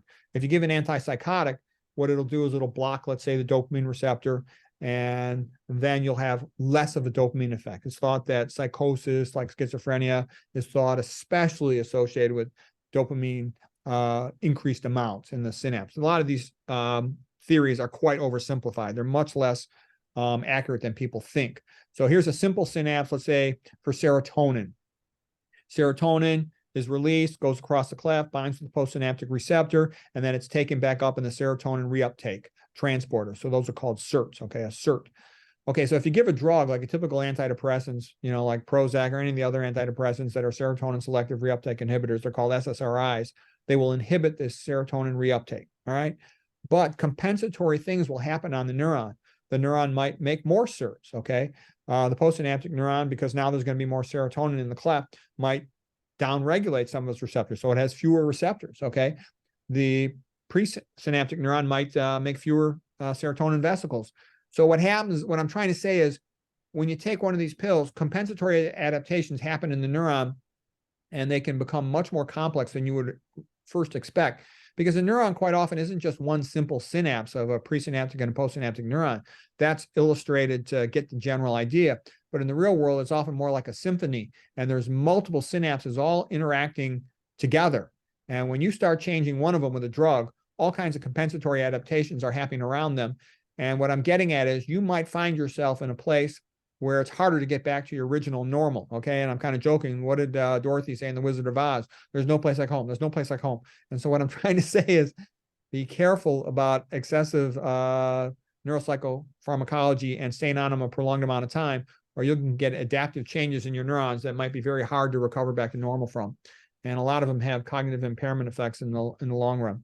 All right, so we won't go into any more about that. What I'm basically saying is, there are things that make you healthy, and you want to increase these in your life. Your exercise. We talked about that activates the AMPK pathway, the adenosine monophosphate pathway, which is maintenance and restoration, and just maintaining a healthy, steady state. Your sunshine, friendships, good relationships, laughter, you know, having a purpose in life, an attitude of gratitude. All this stuff makes you healthier. The low-fat, vegan, starch-based diet. All right. And then you want to avoid all these things that make you sicker. We talked about the poor diet. Today, we talked about SERCA inhibitors, mitochondrial inhibitors and excitotoxins. So it's worth your time to learn about this. You know, like Socrates had said, we should learn about what is good for us and what is bad for us, and then choose what is good for us, okay? And there's a lot of stuff to know here, but simply being aware of it is the hardest part, because once you're aware of it, you can learn it and then learn how to avoid it, and just do that, and you'll be healthier. That's how you get healthier. And you have to be willing to do it, you know, and you can't just, you know, be like Burden's ass, or the mule that couldn't make up its mind and couldn't commit. Just commit for a couple of weeks, a couple of months, and then you can always change your mind and see what happens. Okay, and I actually think that's kind of like a big secret to long-term health, is that, you know, as you get older and you kind of see how the world works, you realize that we're all kind of in this game together, and we need to help each other. If we all help each other, we'll have a longer springtime and a shorter winter, and we all benefit. You know, that ripple effect, everybody's better off. So keep that in mind. And as you learn, you can help more people around you if they're willing to listen to you for what that's worth. So anyways, that's our talk for today about myths and fairy tales and their relationship to nutrition and health in the vegan diet. Nice. I'm going to stop the screen share for you so we can see you nice and big. Boy, do you ever lecture at medical schools? I do some, yeah. And medical students love having me teach. You know, it's sort of, though, they're a little afraid to invite somebody talking about vegan nutrition at a medical institution, though, where the main thing they do is sell drugs. But the medical students love it. I've had medical students come up and thank me. And I have a little joke I play with medical students. Here's what I say to them. I say, I can read your mind. I know you better than you know yourself. I'll say within 1 hour of speaking to you, I can teach you more than you learned about helping people in your entire college education and your entire medical school education. And if you're a resident, your entire residency. I know that from experience because they will have studied, let's say a senior medical student, let's say a senior resident in internal medicine. They won't know anything because they're taught basically, here's how conventional medicine works. It tells the students that everything has an unknown cause or it's genetic. Because if it's an unknown cause or genetic, then they have to buy a drug or it's a deficiency. So deficiency, you have to treat it with the drug to replace the deficiency. Genetics, there's nothing you could do, take our drug. Unknown cause, nothing you could do, take our drug. That's what all their book chapters are. And that's why, like when I was a young guy, I used to think I was first in my class, 333 students. I used to think the big pathology textbook out of Harvard was just like this great book, the great learning of mankind. Here it all is in this book. Now I look at the book as like a comic book, a joke. And I say that because you look at the chapter on atherosclerosis. They don't know what causes atherosclerosis. I do. Okay. You look at the chapter on coronary artery disease and atherosclerosis as it relates to the coronaries. They will say, we don't know what really causes it. High cholesterol contributes to it. Treatment is a pill, a stent, or an open heart surgery. Versus look at Esselstyn, 198 patients in a row, 4 years. No recurrent events in the patients who followed the diet. Okay. Look at Ornish's data on reversing coronary artery disease and all the other ones too. Okay. Look at Kempner, for example. And then what I'm saying is it's like that for everything, just about all the common diseases, autoimmune diseases. They don't even mention leaky gut. They don't even mention chemical mechanisms of transforming cells into PAMPs and DAMPs. Okay. Damage associated molecular pathological patterns. Okay. They don't even mention that. All right. And it goes like that for like every chapter. On MS, you won't ever see SWANK mentioned. Okay. In the abdominal diseases, you'll never see Burkitt mentioned. They don't talk about fiber and the effect it has on, attracting water into the stool and preventing abdominal pressure syndrome. I was amazed when I came to these conclusions. When you have traumatic brain injury, you get leaky gut. None of the neurologists know that, okay? And so they don't include management of leaky gut in their treatment of traumatic brain injury or in their treatment of stroke. But it should be because you've got an ischemic penumbra adjacent to the major site of necrosis that you're trying to preserve. Well, you need to know that because simultaneously, when you have traumatic brain injury or a stroke, you're also going to have increased blood-brain barrier permeability while you have increased intestinal permeability. And so you're going to get more toxins coming across that leaky gut, and they're going to have more access to the brain because you got leaky blood-brain barrier. So you need to know that, okay? But no one knows that in conventional medicine. So it could be tremendously beneficial. I'll tell you, any hospital in the Western world, I could dramatically improve their outcomes if they would invite me to teach the doctors. But none of them will because there's no money in it, okay? No one ever invites me anywhere. It's a fact. Well, we invite you back every month for Chef AJ Live. I'm grateful for that. I love being on your show. That quote you said, the more money in the disease, the less likely there is to find a cure. That's pretty profound. Yeah, and in my experience, it's true. Wow. Well, I have a few questions that live viewers have sent in, if you wouldn't mind answering them. Sure. Okay, so the first one is from Allie.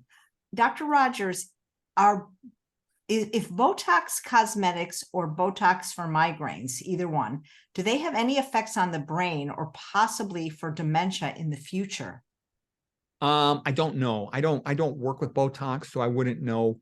But if it was me, I would see if I could solve my problem some other way first before I would do that. I mean, maybe that person needs that. Maybe it helps them. Great. But I'm just saying is I have found that most of my problems, I can usually solve them just by paying attention. I always ask myself for any disease, what causes this disease?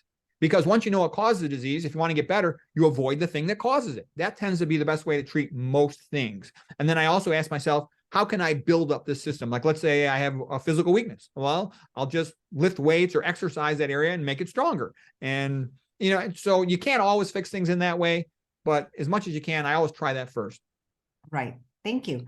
Heidi asks, is it best to eat a raw vegan diet or to include cooked foods, assuming both are quality, whole food, plant-based, no oil, sugar, etc.? All raw is more challenging, but is it worth the extra effort? Well, an interesting person is Ruth Heidrich. Ruth Heidrich, she's the famous super survivor of breast cancer. She said she became a vegan in 2 hours after talking to Dr. McDougall, and she initially ate the starch-based vegan diet for many years, for decades, and her cancer never came back. She had extensive cancer that had spread locally and was, very poor prognosis. She's supposed to be dead within a year. And then she later on switched to eating a raw vegan diet. And she also was on that for over a decade. And that has worked well for her too. So in her opinion, both work. And I would expect they would both work. I would see the potential problem is be careful with the raw vegan diet that you might start eating a lot of fats because you might have a hard time getting adequate caloric intake. Versus it's easy to get your calories when you're eating a starch-based diet. And starch means cooked food. I would see that as the potential pitfall. So I think you'd be okay with either one of them. And nowadays, too, until you know what types of coatings are put on the fruits, I'm eating less fruits until I have that figured out. And if I had to come up with a Greek myth fairy tale story, I would go with Ariadne and Theseus. And that's the one where he had to battle the Minotaur within the labyrinth. And Ariadne gave him the string, the ball of thread, the string that he used to find his way into the labyrinth so he could find his way out. Okay, so what am I saying with that? What was the point of that metaphor? It was that the starch is the thread, Ariadne's thread, that you can use to save yourself and pull yourself out of the inevitable, suffering and stuff that everybody does with chronic disease. And that's why I joked, Amazing Starch from Amazing Grace, the song, because if you only know one thing, I would say the most valuable thing I ever learned from a health point of view in all of my college, med school, 2 fellowships, residency, etc., was that humans are made to eat starch. That's like the most valuable thing you could know. And I say we should all know that, the zookeeper knows what to feed the animal. Why don't human doctors and health coaches know you should feed people starch? It's the most valuable thing you could know. And just go study it. Study it as much as you can. And the more you study it, the more true you'll see it is. And fruits are also very good. The next best thing I think after starch is fruits. Just make sure they're not. Wait, do you think fruits are better than vegetables? Well, I think vegetables are great for all the nutrition, but they just can't satisfy your hunger. They don't have enough calories in them. And in my experience, they're harder to get. I don't know why it is. Maybe it's because where I live or how I shop, but I always find like you can buy frozen fruits. There's not as many frozen vegetables in my experience. You can get some, and I know some people do that. And I should maybe start doing that. But I always find them like I'll buy a bunch of salads and I'll eat them all, and I'll still have other food, plenty of starches and fruits. So then it'll be a couple days. Sometimes I miss out on my salads a little bit, but I try to eat like at least 1, if not 2 salads every day. That's great. Because the next question, actually, there is a question about the ratio. I have another one, but first let me get to this one. This is from Marcia. What do you do about hair loss on a whole food plant-based diet? How to stop it and what to do about it? Well, I don't know. Hair loss can be multifactorial. It can be partly genetic. They say you tend to have hair loss like your father did. But the other, for men, the other thing about hair loss is I think about it, look at yourself when you stand up. The hardest spot to get blood is the top of your head. It's the farthest away from your heart going against gravity. So it's also shown that people who eat diets that are atherogenic, high fat diets, high sodium diets, especially the high fat, and that have more atherosclerosis, they're predisposed and at a higher risk to becoming bald. And they used to think that was part of why Asian men who ate a predominantly rice diet were less likely to go bald, and that there's increasing baldness as Asian populations are eating more high-fat diets, is what I've heard. I haven't studied that in great detail, so I don't claim to be an expert on the subject. And I'm not aware of, I have not studied hair loss that much. I actually have a funny story about it. I don't know if we need to go into it, but yeah, sure. I used to think hair loss was such a big deal.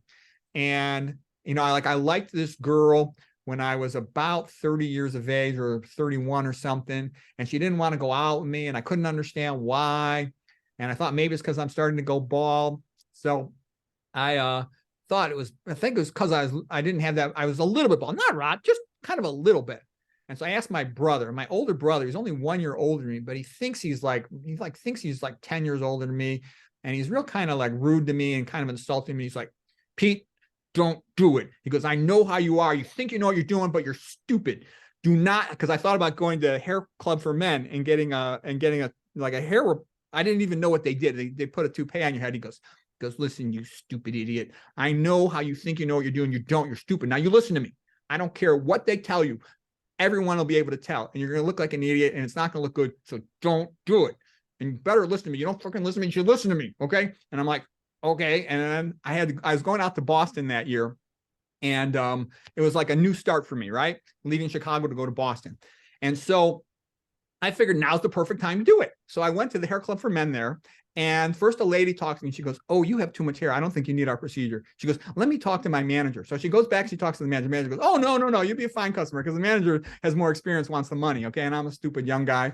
Broken heart, this girl wouldn't go out with me. So anyways, I get the thing. Okay. And so my brother had a friend in Boston, and these two young ladies, they're both lawyers. You know, my brother's a lawyer. And they took me out and they gave me a little tour of Boston. They took me to Faneuil Hall, like a famous tourist site in Boston. And we're at this cafe, and it's like a big mall with the streets closed off.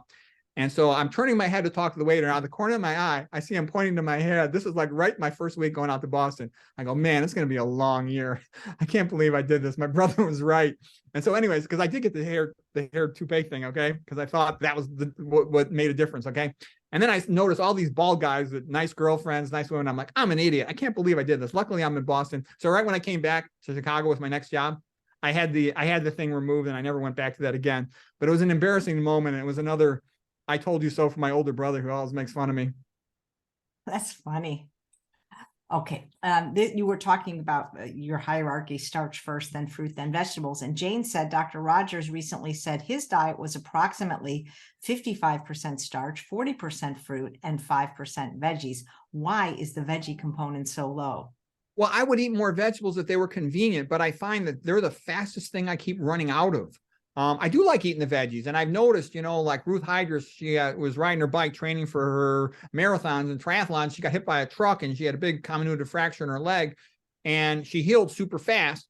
And she thinks it's from eating all those salads. And look at Caldwell Esselstyn now recommending his, you know, more serious cardiac patients eat a bunch of greens all day long, like 6 different servings all day long, to keep having more nitric oxide, because that vasodilator improves your healing.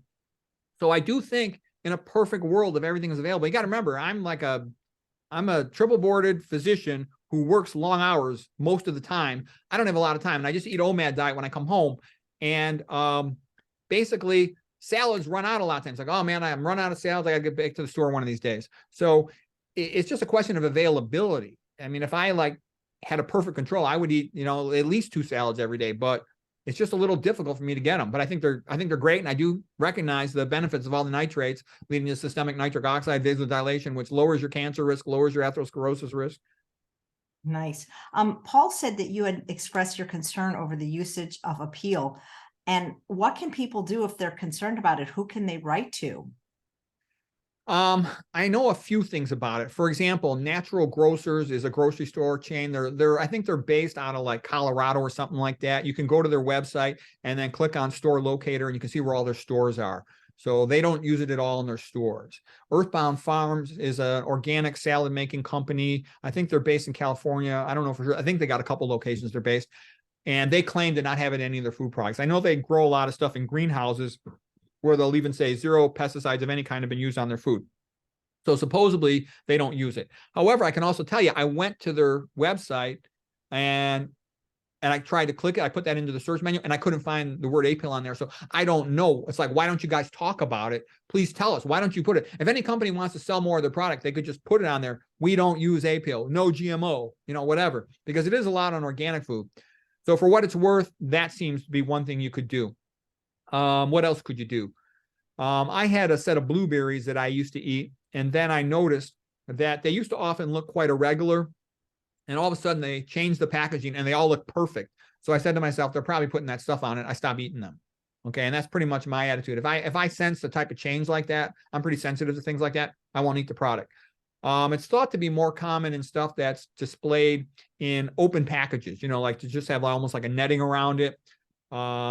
Avocados are supposedly the worst, like the earliest and the most often they have that stuff on there. Apples are supposed to be the next most commonly coated in that stuff. I would recommend to avoid it as much as you can. And I wish I knew everything else that it was on, but I don't.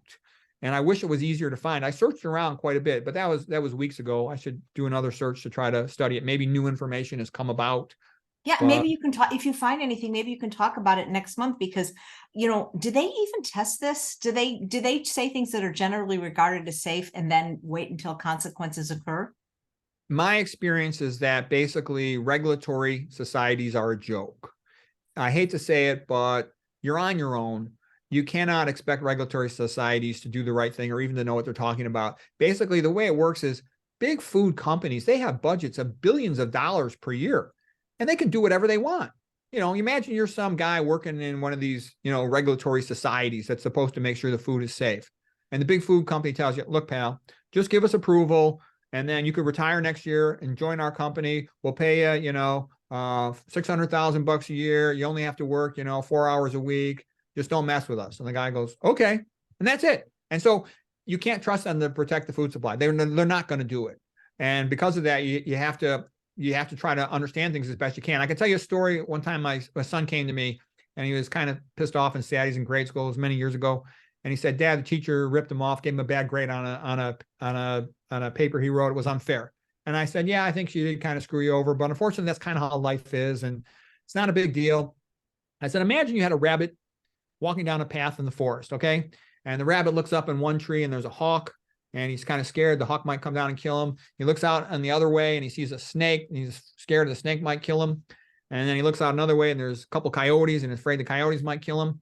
And I said, that's how life is. You just have to learn how the world is and then figure out how to navigate. The rabbit should make a system of burrows. The rabbit should pay attention to the birds of the forest, the early warning system. He should make friends with the other animals and they can help each other. And I said, that's about the best you could do. And the world just is the way it is, and it's never going to change. And that's what I'm trying to say is, people say, oh, should we write a letter? Should we do this? And my attitude is, don't waste your time. They're always going to have billions of dollars, all these food companies. They're always going to get whatever lobbying they want. They're always going to substitute one chemical or toxin or pesticide for another. So you can't change that. All you can do is try to understand it and then try to navigate more effectively. And what am I doing at this point? I'm eating more starches. I'm only buying Earth Farms for salads. And of the fruits I eat, I'm eating more frozen. And that's about the best I can do at this time. And I'm asking around. I go to the store and I ask everybody, but almost always the people working in the produce, they don't know anything. The customer service person doesn't know anything. They told me that you can come earlier in the day and speak to our buyer people. The buyer people buy stuff for the store, and they apparently have more knowledge of what's what. I haven't done that yet, but that's a thing a person could do. Keep on searching around online, search a bunch of different sites, and see if you can find some useful information. I've done that in the past, and I found a little bit of information, but not as much as I had hoped. Yeah. Well, you're coming back next month in October, and that's the month of Halloween. And I'm curious, what do you give out to trick-or-treaters? Oh, well, I kind of defer all of that kind of stuff to the wife. Because it's just kind of easier. And I mean, I don't know, just briefly to put it all in a story, the old house that we had was sort of my house, and it was great. It was like a health club and a gym. I had a backyard tennis court, basketball court, pool. I had an indoor basketball court. I had an indoor racquetball court. I made all these things. I converted the rooms into it. And I drove my wife crazy. She was so mad at me that it almost caused us to get divorced, and we had to move to a new house. But it's like a female house in the sense that it looks real pretty. If you come in, you go, oh, this is so lovely. Okay. But if you actually live in it, it's hard to exercise. I don't know how to explain it, but it's not designed for a guy wanting to exercise, which is sort of like what am I trying to say? What I'm trying to say is it's my wife's house and she does everything. I don't do anything. And at first I was kind of sad. Even my son said to me, Dad, I can't believe you followed Mom to this house. I have lost all respect for you. And I'm like, listen, pal, I did it for your benefit. Okay. Keep the family together. And so, but what happened though, something good happened in the new house.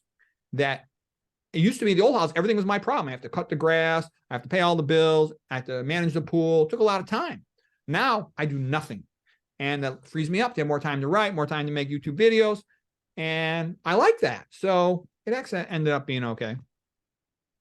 Wow, you're funny. But do you happen to know what she hands out? No, but she doesn't care too much about it. It's kind of like she kind of thinks more in a conventional conformist way and thinks I'm a little bit of an autistic crazy person. But I can tell you this, the older we get, I'm just about 60 years of age, okay? I'm totally fit, strong, smart. I can concentrate 12 hours in a row. I got great energy for lifting weights and exercise. And so it's like everybody looks around, they go, I think I'm exercising. I'm aging better than anyone I know in my age group, all the doctors my age. And it's sort of like, my kids are like, oh, Dad, you're doing pretty good for an old guy. And so what I'm trying to say is the older we get, the more obvious it is that I'm doing all these things the right way. And so she's gradually kind of coming around to it. She's like, oh God. So it is what it is. And all her lady doctor friends and stuff, they're all kind of like, oh, wow, you're really aging pretty well. So it's kind of funny, but it takes a long time. It's almost like that's what it takes. All the science and the logic doesn't convince people. I've had a patient too, where I try to tell the guy about atherosclerosis and diet, and he sort of doesn't get it. And then he goes for a coronary artery calcium CAT scan of his heart, and gets a calcium score, and he finds out he got a lot of calcium in his coronary arteries. He's all scared and he's worried, and now he's a little more motivated. And I'm like, to me, I just understand it from reading about it. I don't need to go do something like a calcium CT, which I think in general is stupid, because you radiate yourself. I don't know the exact conversion thing, but I think it's something like more than 10,000 chest x-rays. It's like, why would I want to expose myself to all that radiation when you already know the answer? Like William Roberts said, the cardiac pathologist, if you eat the high-fat diet, all herbivores get atherosclerosis. Every single human gets atherosclerosis. They eat that way. So you don't need to check. You already know you got it. So just eat the L-cysteine, low fats, low sodium, vegan, etc., and then you prevent it from progressing, and you'll actually regress it partially. Great. Well, thank you, Dr. Rogers. It's so interesting every time you come on. Yeah, well, thanks. Okay. And thanks all of you for watching another episode of Chef AJ Live. Please come back at 11 a.m. tomorrow for Plant-Based Classics with Lauren Bernick. She's going to be making mandarin orange tofu and mandarin orange cauliflower, vegan, of course, and without the oil. Take care, everyone. Bye-bye.